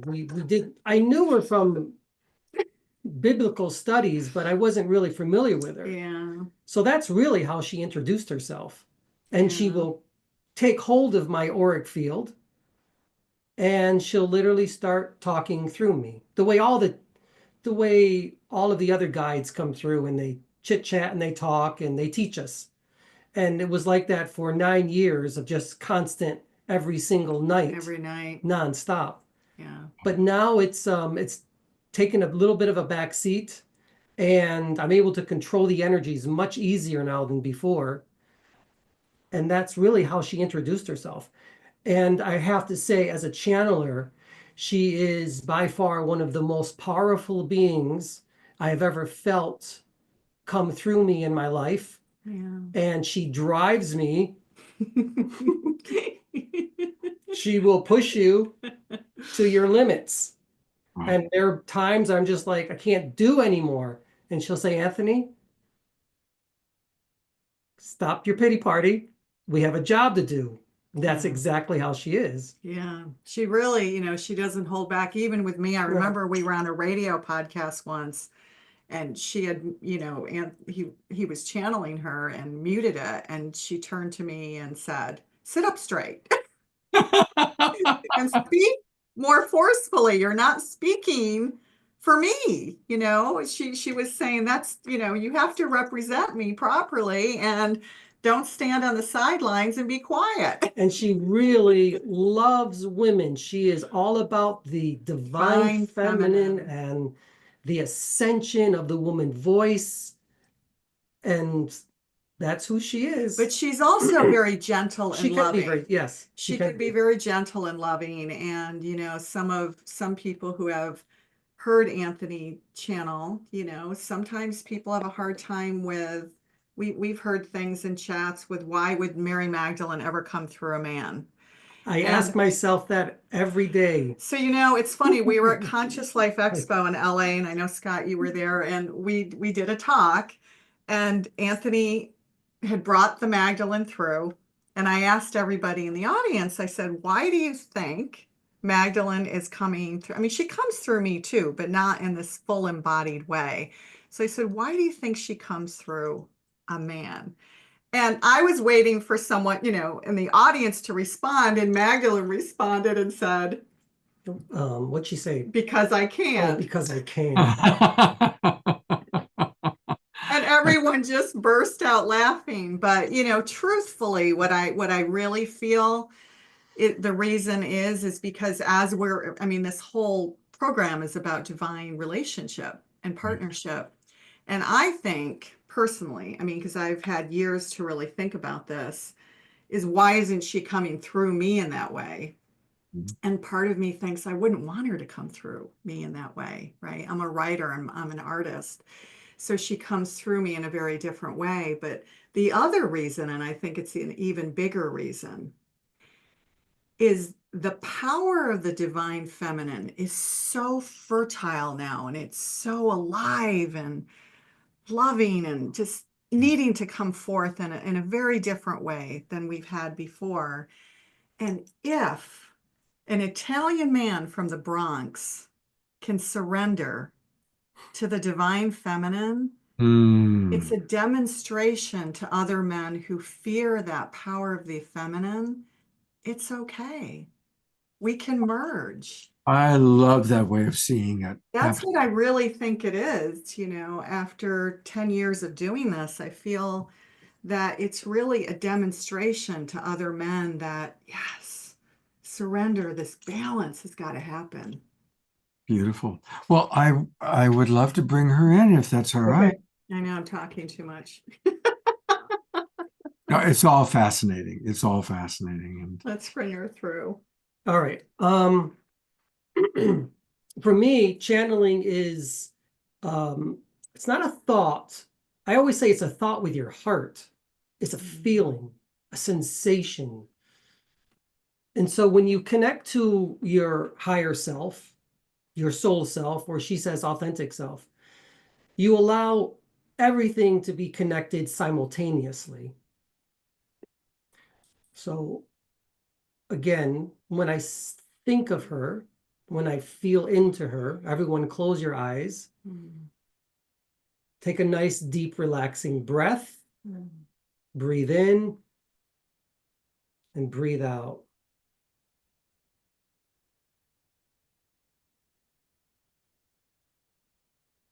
So we're gathered here this evening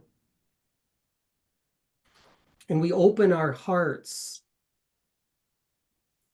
to Miriam of Magdal, to Yeshua, and the divinity of who we are in this lifetime. We are one with God, one with Goddess, one with Source, and there's no separation. And we breathe into that. Only love is here. We let go of fear, trepidations, preoccupations, and worries. And we allow the divinity of who we are to come in.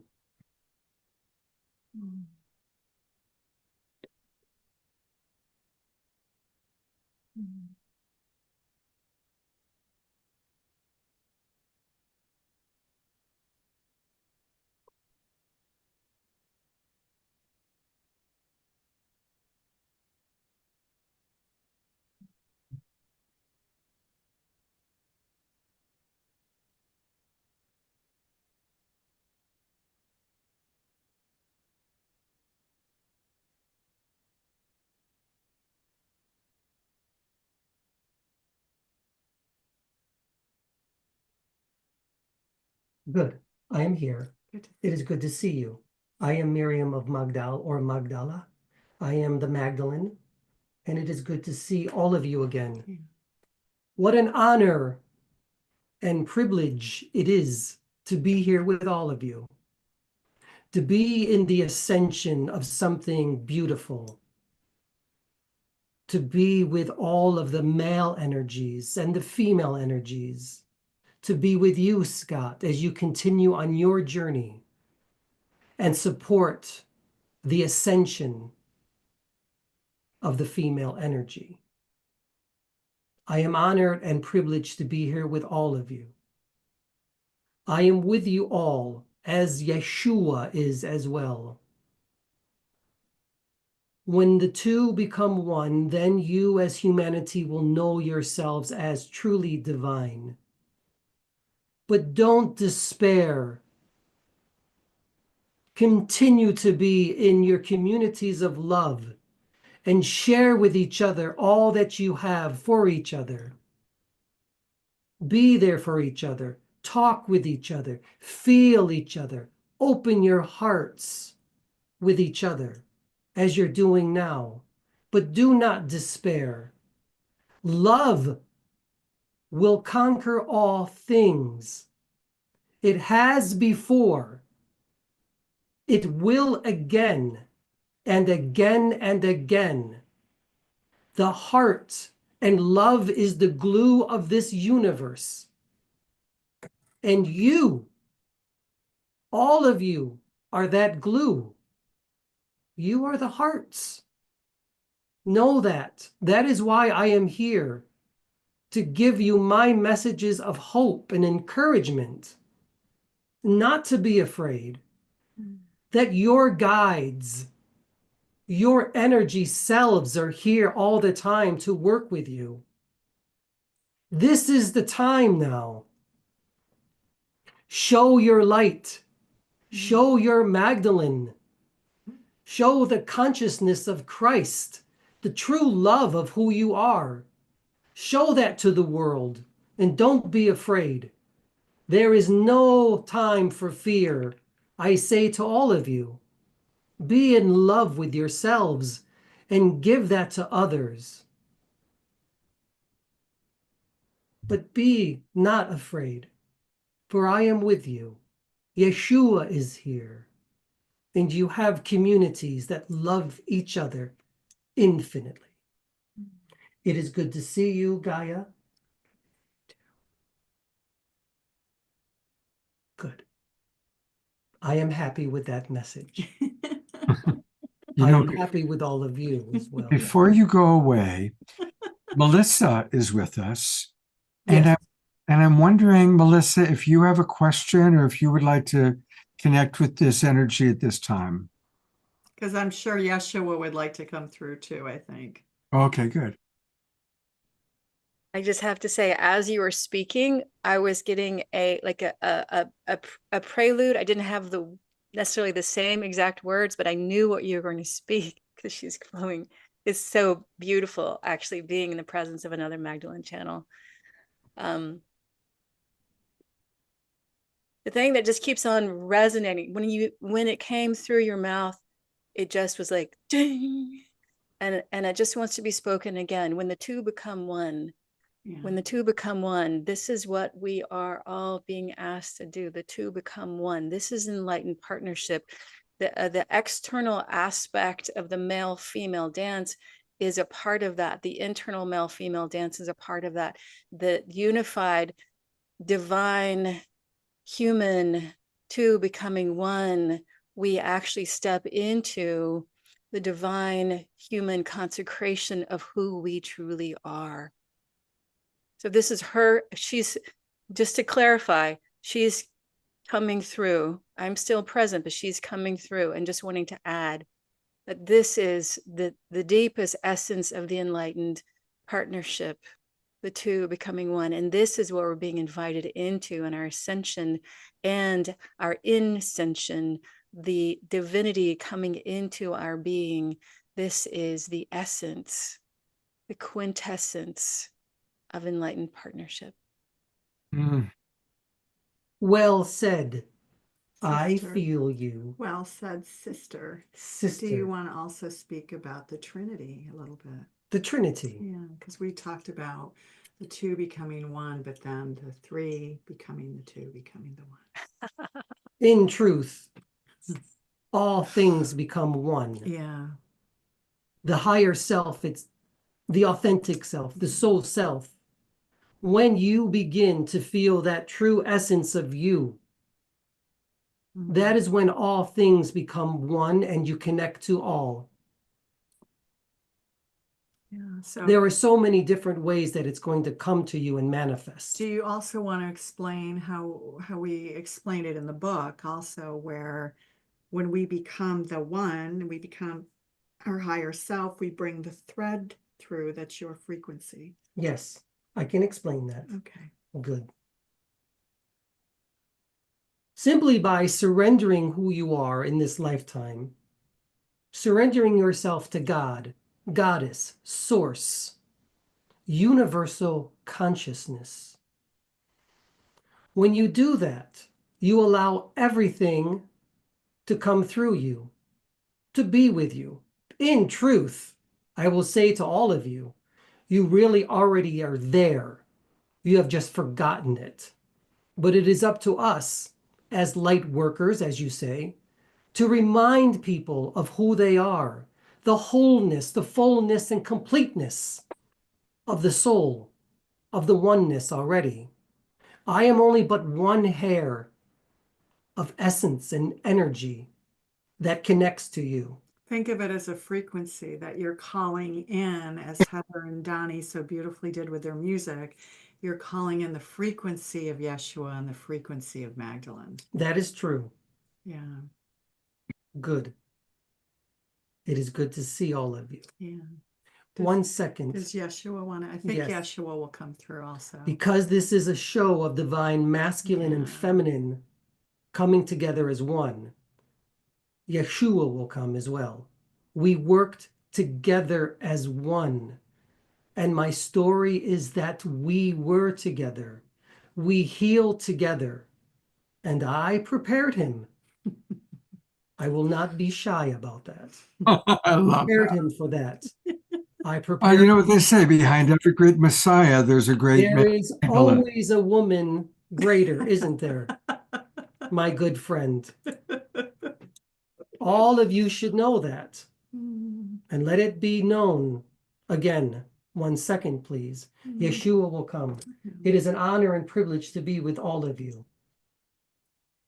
Only Thank say the word and I will come to you. Thank Do you. not be afraid. We all have work together to do. Yeah. 1 second, please. Yeshua's energy is very different, and he, she, it, right? They may come to you in a different way, but for us, Yeshua's energy is almost more feminine in a way. It's very gentle, like almost dreamy, very gentle, pure love.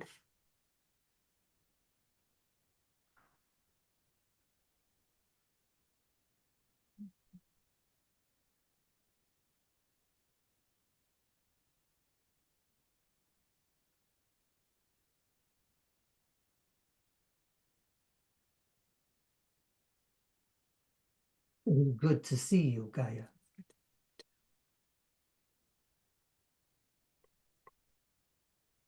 I know why I'm here. He's the best marriage counselor ever. It is true. We didn't mention that earlier, but if we do have any issues, we call Yeshua through. I love I it. am Yeshua. Ani Yeshua. I am here. Hmm. Om Devashimaya. Om Devashimaya. I say to all of you. Peace be with you all. Grace and gratitude be with you all. And above all things, love be with you. And share those qualities of who you are as a human being to others and to oneself as well. Do not be afraid, as Miriam has said. All is well. All will be taken care of. But do not fear, for love is always with you. God, Source, the consciousness human is always here. Universal consciousness is here. Enjoy the journey. It is beautiful. Scott, do you have any questions for Yeshua? First of all, thank you, Yeshua, for being with us. And I mean, you just delivered the most important thing, is to trust and love. Is there anything you can say about how the planet is evolving and how the human species is evolving? Yes, God. I know you worry so much. All of you. Oh, Scott, my dear friend, I can see only love. I can see only kindness and goodness in all humanity. Mm. And I do see the earth evolving and receiving glory and peace. It will come again. Do not worry, but stay on your journeys, all of you. Humanity, as I always say, is much kinder, more gentle, and loving than ever before. You need only go into your history books, and you will see the difference, how kind you all are. Remember, what happens here is happening around your planet exponentially, like never before. Do you want to talk about how it's just really what we need is such a small percentage of this unity consciousness to be in movement to shift the A world? percentage, Yeah. yes. Not much. It doesn't take much Yeah. to move a mountain. Hearts, positive thoughts, goodwill. But remember, I'm here again, not to create miracles, but for you, all of you, to create miracles now. And again, not in my name, but in your name, in the name of love and justice, righteousness. Be courageous, fearless. Show the world who you are. Show the world your light and your love. And that is the true energy of humanity. Mm. There is more of this, Mr. Kantamas, much more than what you see on your television screens and on your phones. They don't show you this, the love, but they should. But they don't because they're afraid. Mm. You show them, all of you, your light and your love. I see it. I see only light and love. Very good. Beautiful. Is Wow. that good, Gaia? Very good. I'm going to read some comments. Ayada in the chat box says she has tears right now. Kiki is in love.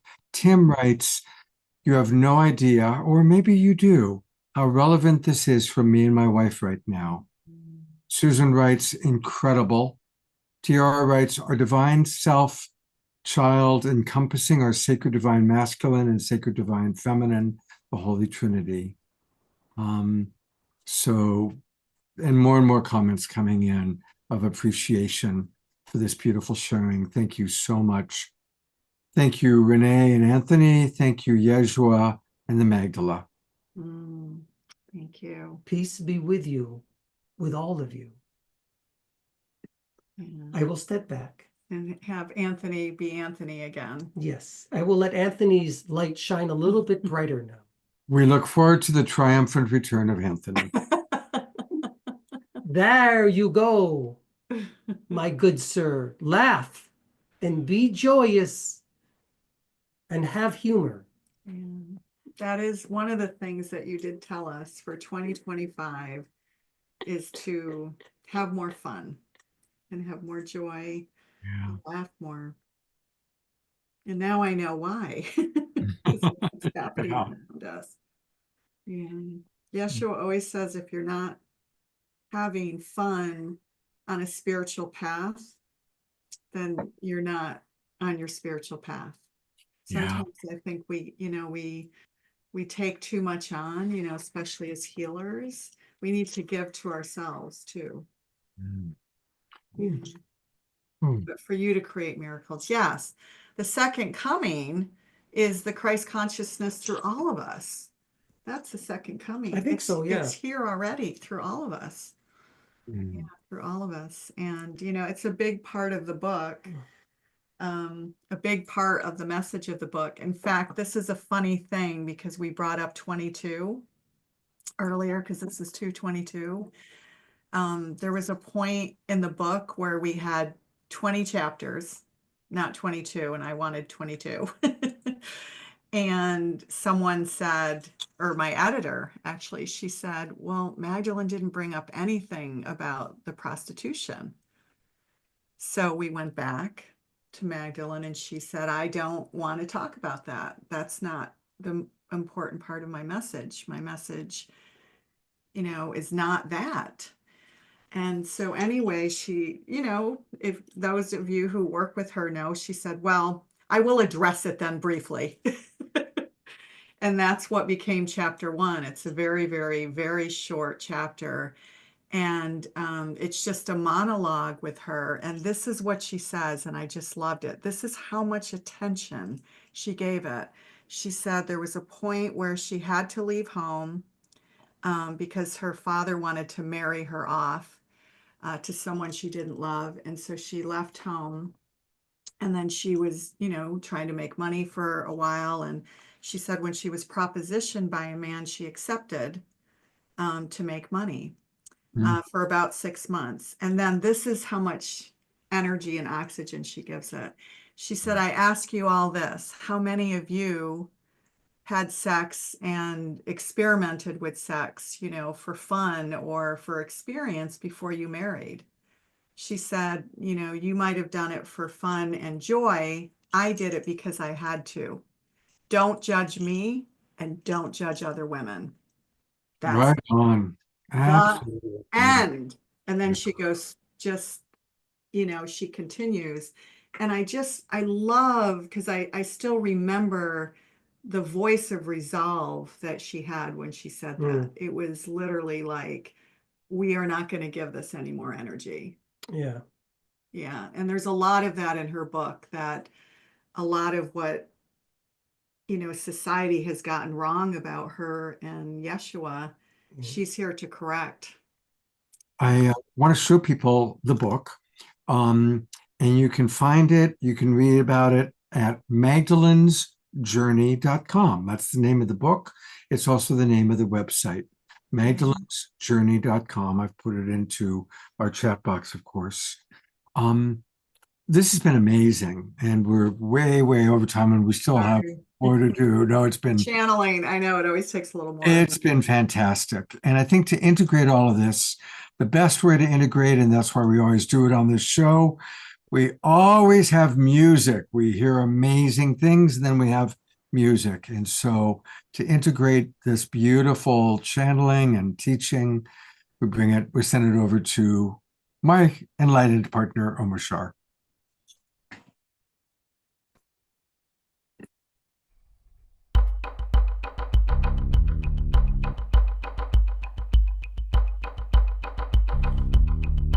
I give my life into your hands. I share my love across the land. I show my trust and faith in you. I know that you will lead me through.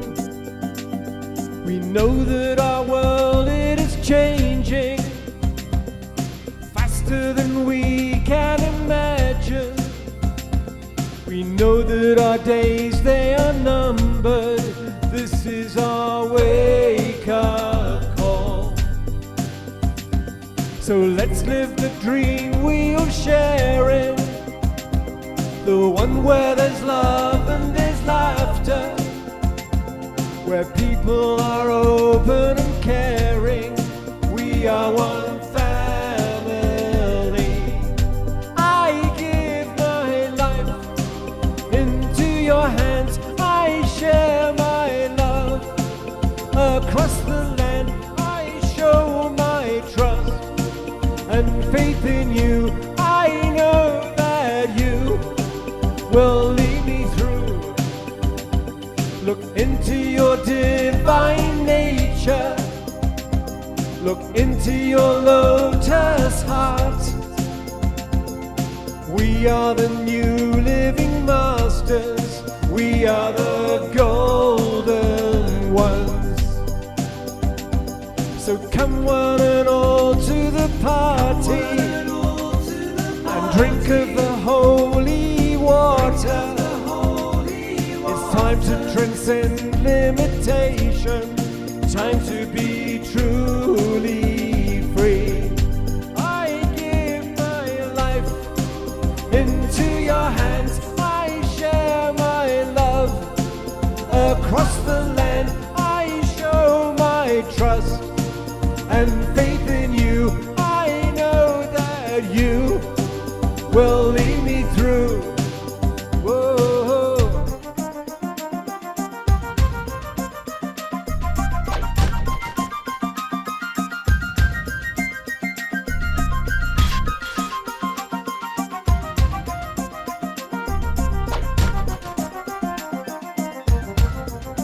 Give my life into your hands, I share my love across the land, I show my trust and faith in you. I know that you will lead me through.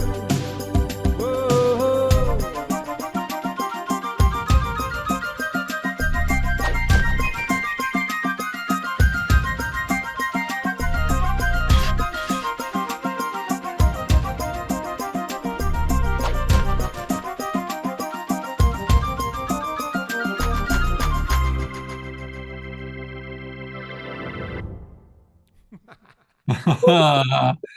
Well, that was pretty amazing. Let's go to gallery view, everybody, and give a big twinkle to our beloved Omar Shar.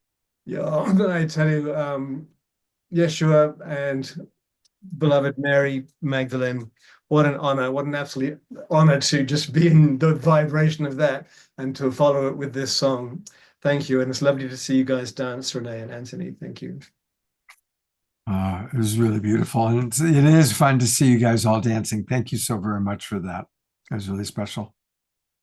All right, now we're going to do our panel discussion. And I actually want to start with, I'm going to bring both Melissa and Christy and Donnie and Heather up, actually, because I'd love to get what it's like for you, all three of you, all four, including Donnie, teach Mary Magdalene, channel Mary Magdalene, do events around Mary Magdalene. So what comes up for you? Anything you want to riff on? What was similar? What's different? What comes up for you and what we just experienced? And popcorn style to all of you. Well, I'll jump in here because Scott, you knew me before Magdalene.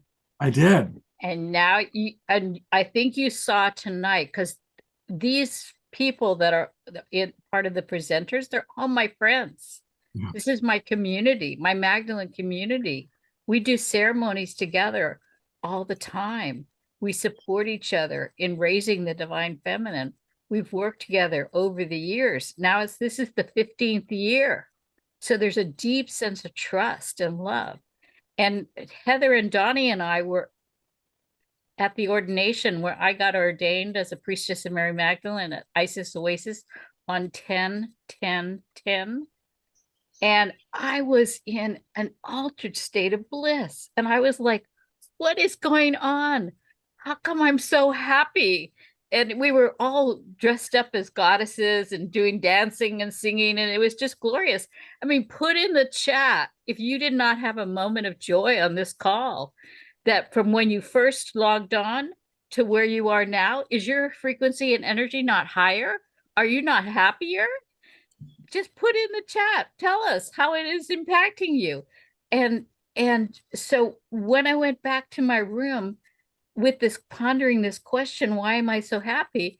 I randomly opened A Course in Miracles and my eye caught this sentence, and it says, all separation vanishes. What are we in right now? We're in a separate, polarized world. All separation vanishes when we share that which is holy. For holiness is power. And when we share it, it gains in strength. And that's why I speak to the Global Peace Tribe, because there's no gaining in strength without you guys being here with us. And without my friends being here. And what are we doing? We're sharing holy power. We're allowing each Heather and Donnie gave a heart. It was like nectar that I drank listening to their beautiful music and the beautiful channeling that Renee and Anthony did. I mean, each gift was so rich. It was so enlivening. The chat was going off big time, because holiness is power, and that's the power that we want. That's the real power. And so when we share it, it gets stronger. And as we get empowered by it, as it strengthens us, guess what happens? We get an awakened world. Right, Scott? That's why I'm on the top of the mountain and I'm shouting it from the mountaintops. We have to support Scott in letting the Global Peace Tribe grow and expand and keep showing up and keep offering your gifts and come back. And people watching on Facebook and YouTube, come on in, come on in. The water is great. Thank you. Oh, thank you. Thank you very much. Donnie and Heather, go to you. What comes up for you? Sure. Well, the path, and it was been so explained so beautifully, is really the path of the heart and the path of love and inclusiveness and kindness. And so we, offer a sacred space in person as well as online where, like our moon temples, we started to say, this is a sacred space and we're here to do spiritual work. And everyone is welcome. And please leave your politics outside. I have everyone actually sign something right now to come into our room. And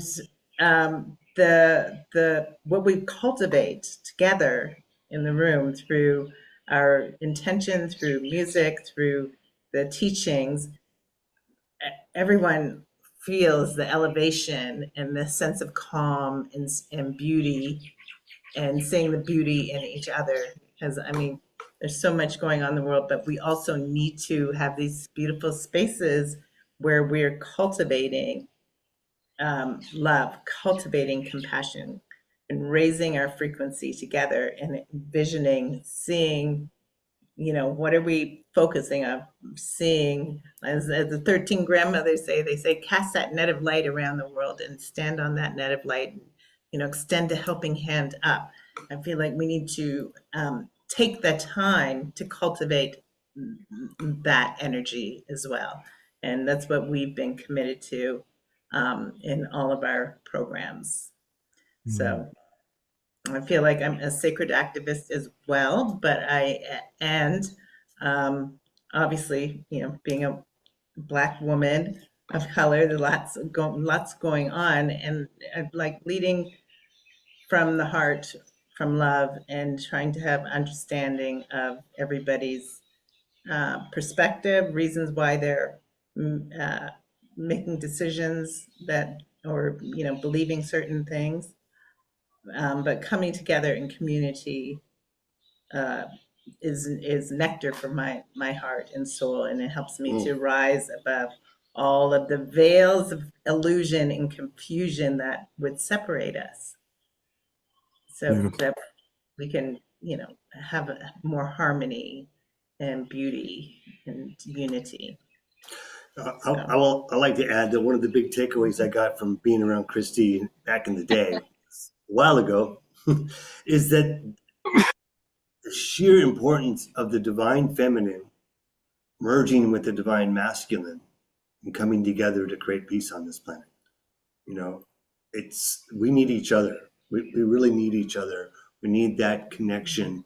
And when we can bring, because it's just incomplete when it's one or the other. It's not about the women, it's not about the men, it's about the union.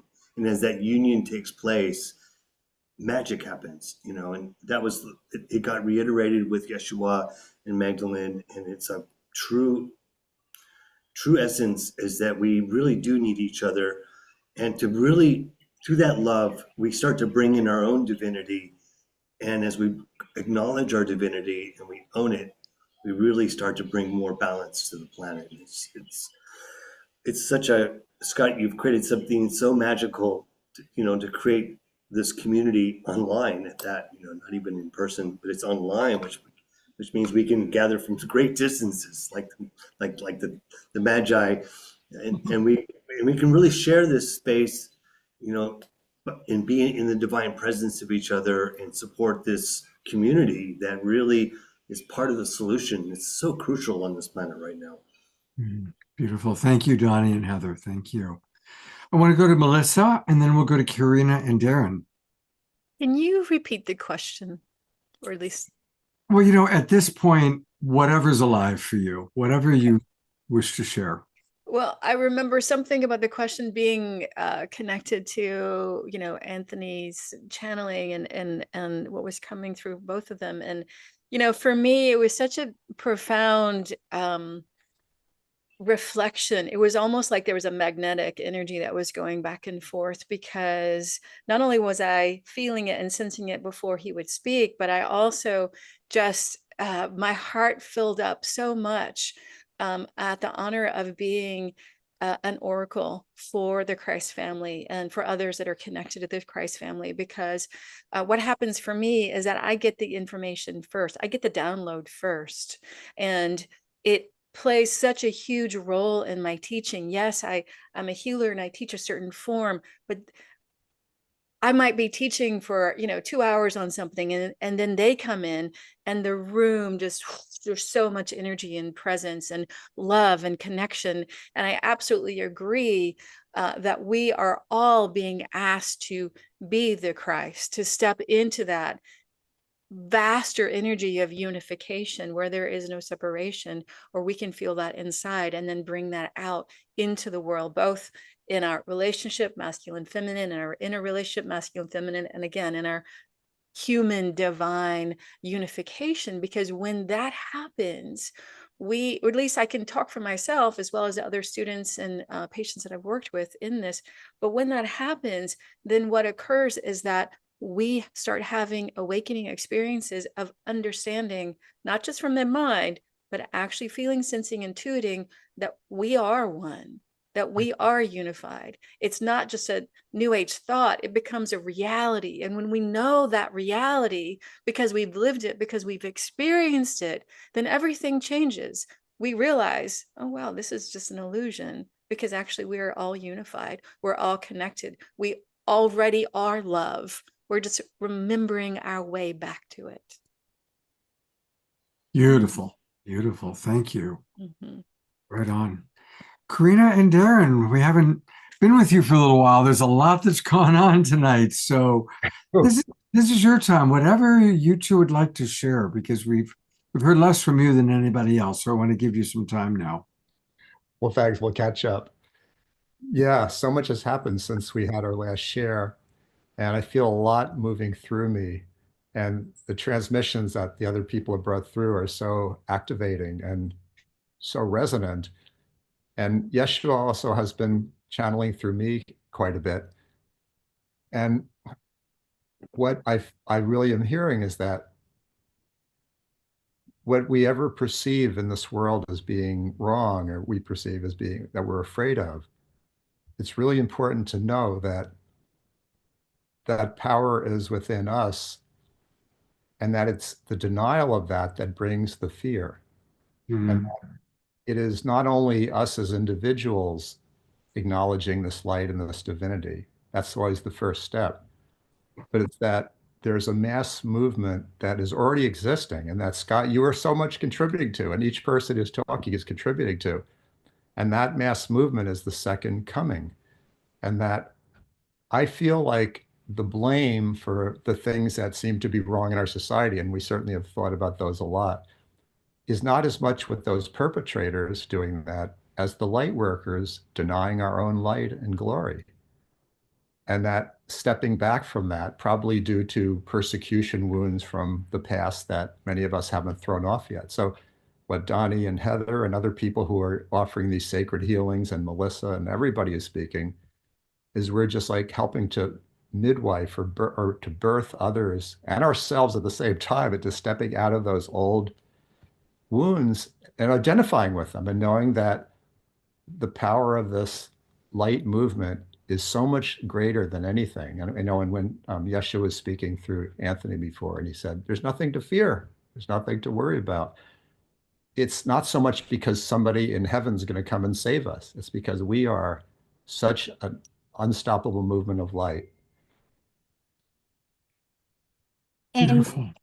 you know, the Aquarian age that we're moving into, we always, you know, we're all saying the same thing. The second coming is a group event, and it is the community and the connection and having like-minded. The most wonderful thing of having a spiritual partner is that you're constantly fed this energy, and that enhances it together. We pray together. We do healings together. We activate each other. We you know, he needs what I have and I need what he has, in a sense of being balanced and integrated and powerful in the sense. So it's really having that group community connection. And when you're in a partnership, you have that together. It's so feeding and nourishing and awakening within you. And he tells me, you know, don't talk about that now. Or he shows me and I show him when he's off. Or in this channel, he's more of a channel, although I do it too. Is my one of my favorite things about our relationship. It's like having this inner guidance, and that is definitely a marriage counselor, definitely we get marching orders. And so having this, living from that higher perspective and having the shared mission of helping people evolve and grow. I've studied the hero's journey and the goddess warrior, and my most excited aspect is embodied radiance, which is embodied as warrior and radiance is the goddess. And this is that symbolism has been diving into it, has the great waters and the step-by-step process. So it's my goal is always to be improve and help others improve and be the best person I can be. And my experiences of enlightenment have been these states of being love for extended periods of time, where when you're truly in your high self and the flow and trusting, it is glorious. And to me, embodied radiance is how you bring that, you know, find that again, rather than it was always a gift. It came and it stayed for a week or two and then would leave. But it's finding that way back through process, through togetherness, to living that high self and trusting and being what love is the key. Love is the key. And you're Love is- truly an embodiment of love. That's your superpower. Thank you. Love is the key. Yeah. Wow. All right. Well, I want to remind people a little bit about, I'm going to bring everybody up, and one more time, we'll take a look at some of their websites and some of the ways to connect with them. I'm going to bring up all of our participants. Who are we missing? Anthony and Renee. Where are you? There they are. So, you know, remember that an enlightened partnership can be any number of things. I was going to talk about my relationship with Jasmine Bear, and she just went under the bed. But, you know, I have an enlightened partnership with my dog. She teaches me all about love. So, you know, there's a lot of different ways to learn lessons of love. I certainly appreciate all the ways we've heard tonight. So, in no particular order, again, all things Donnie and Heather are at blackswantemple.org, blackswantemple.org. And again, they've got a beautiful retreat site. If you're ever going to the Hawaiian Islands, book your time on the jungle side of Maui, not the tourist side, but where it really is like you're in the jungle, but yet you've got all the amenities that you need. They have a beautiful, beautiful home there. It's one of my favorite places on the planet. Check out their mystery school, their sacred travel, going to Egypt in October. And of course, you heard today their amazing sound healing experiences. So that's where you find Donnie and Heather. And our new friend, Melissa, her amazing Sacred Healing Academy. And the actual website is sophiahealingacademy.com. sophiahealingacademy.com. And she's got a beautiful practitioner program. And a reminder that she has put together a special offering for us Awakening World people. Her 3-day live immersive event, March 21st to the 23rd. Go to sophiahealingacademy.com and use the coupon Homecoming Special to save half off. Homecomingspecial.com. And Christy has her amazing Mary Magdalene feast. I clicked on Magdalene and I got, here it is. There's a whole lot of Magdalene going on in my Zoom room here. Christy, do you want to share people a little bit about your annual feast? A 7-day online summit, because my book is coming out. Keep scrolling down, Scott. And so you can sign up for the newsletter there. And then if you want to be a part of the 7-day summit, this is to help address bringing the balance in, because a lot of what's happening with the rise of white Christian nationalism is not including the Magdalene. And so in order to tell her story, which is a prophecy in the Bible that Jesus asked us to remember and discuss what she has done wherever, it says wherever the gospel is taught. Well, we know wherever the gospel is taught, she is not being remembered and discussed. So we go through and break it down for people and explain about the anointing and explaining about the Last Supper and her presence there and all the wonderful, amazing things that she did that caused her, and why Jesus, his genius, his brilliance, was he appeared to her because he was trying to demonstrate that women are equal. We are equal in spirit. We're both the same life, male and female. It's equal. So it's going to be a wonderful 7-day summit where you can get bits and pieces, and it'll end on the full moon. Donnie and Heather are involved, and and Melissa will be channeling Magdalene. and Darren and Karen are going to be helping with it. So it's like we're all going to be a part of it. It's because this is my community, and that's what we do. We come together as a community. So all separation vanishes and holy power gains in strength. Thank you. Beautiful. And speaking of Darren and Karina, Karina's website, formerly Karen LaPuma, soul-source.org, soul-source.org. And Karina, do you want to share anything about what your offerings are right now? I'm publishing a book called Awakening Magnetic Creation. I have a series of books called A Toolkit for Awakening. And my new website, it's a new site. So it's soul-source.org/new site. And with a dash between new and site. And this is, I'm working, this is more of an author website, and I'm doing more empowerment work with women to teaching best what I have learned, and doing more oracle work and the embodied radiance. So my series of books is called A Toolkit for Awakening. There are 3 books now. Awaken Female Power and Awaken to Tarot. I created a Tarot book took 30 years, and I have my own deck. Awaken Tarot cards. These are available through my website right now.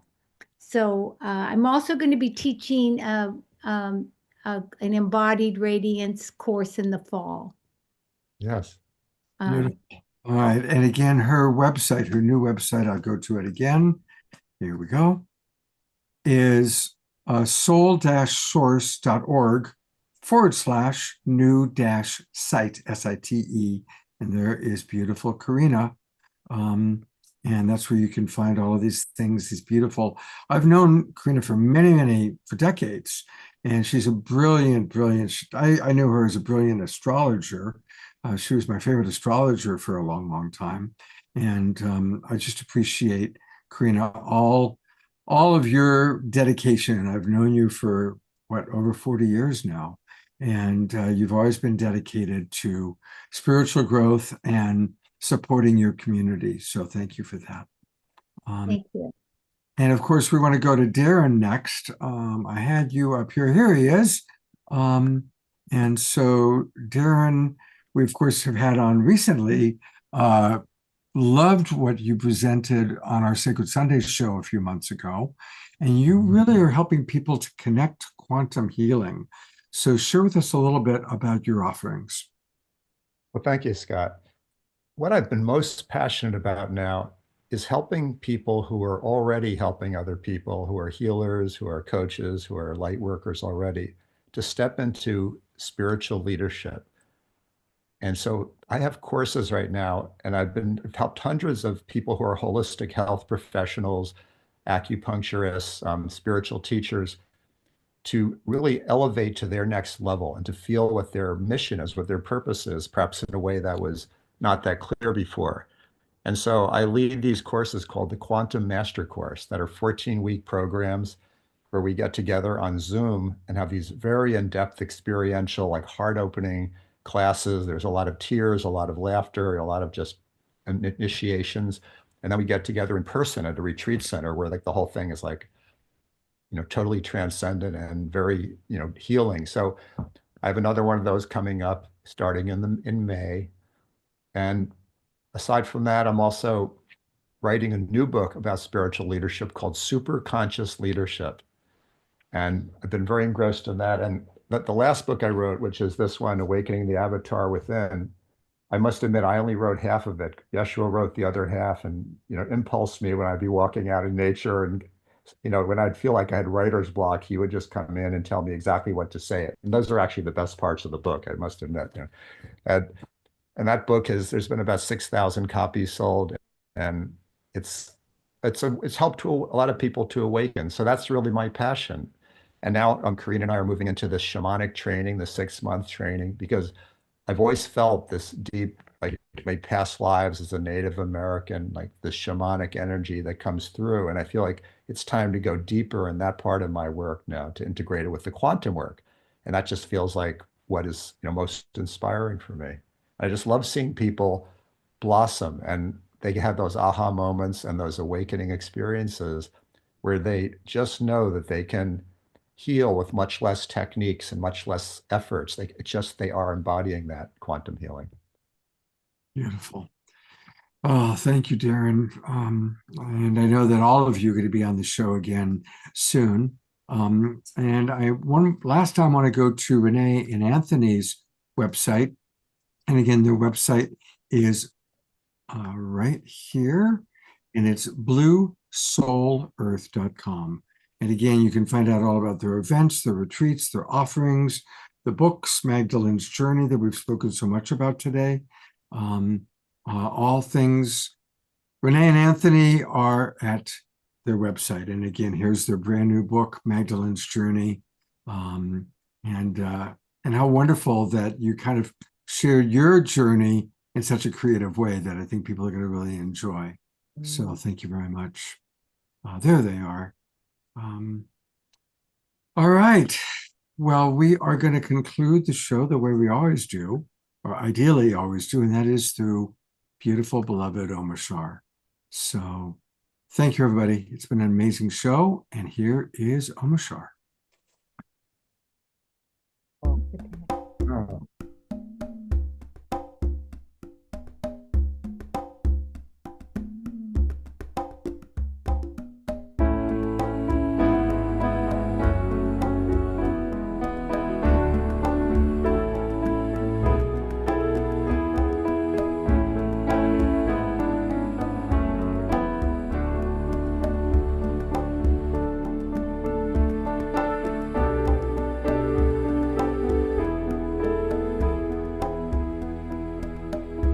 In this moment, in this place, I remember who I am, letting fear and worry fall away from me.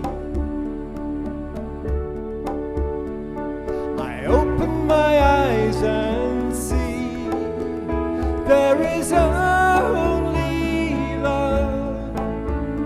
There is only love. Love that heals, love that sets us free. There is only love. When I lose myself, when it seems I have lost my way, then I go inside and I quiet my mind. I can hear spirit gently say, there is only love. There is only love. Love that heals, love that sets us free. There is only love.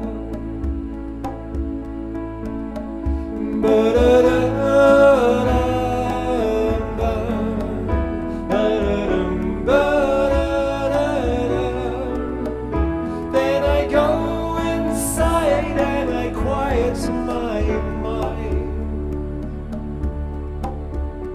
and I open my eyes and see that there's only love. There is only love. Love that heals, love that sets us free. There is only love.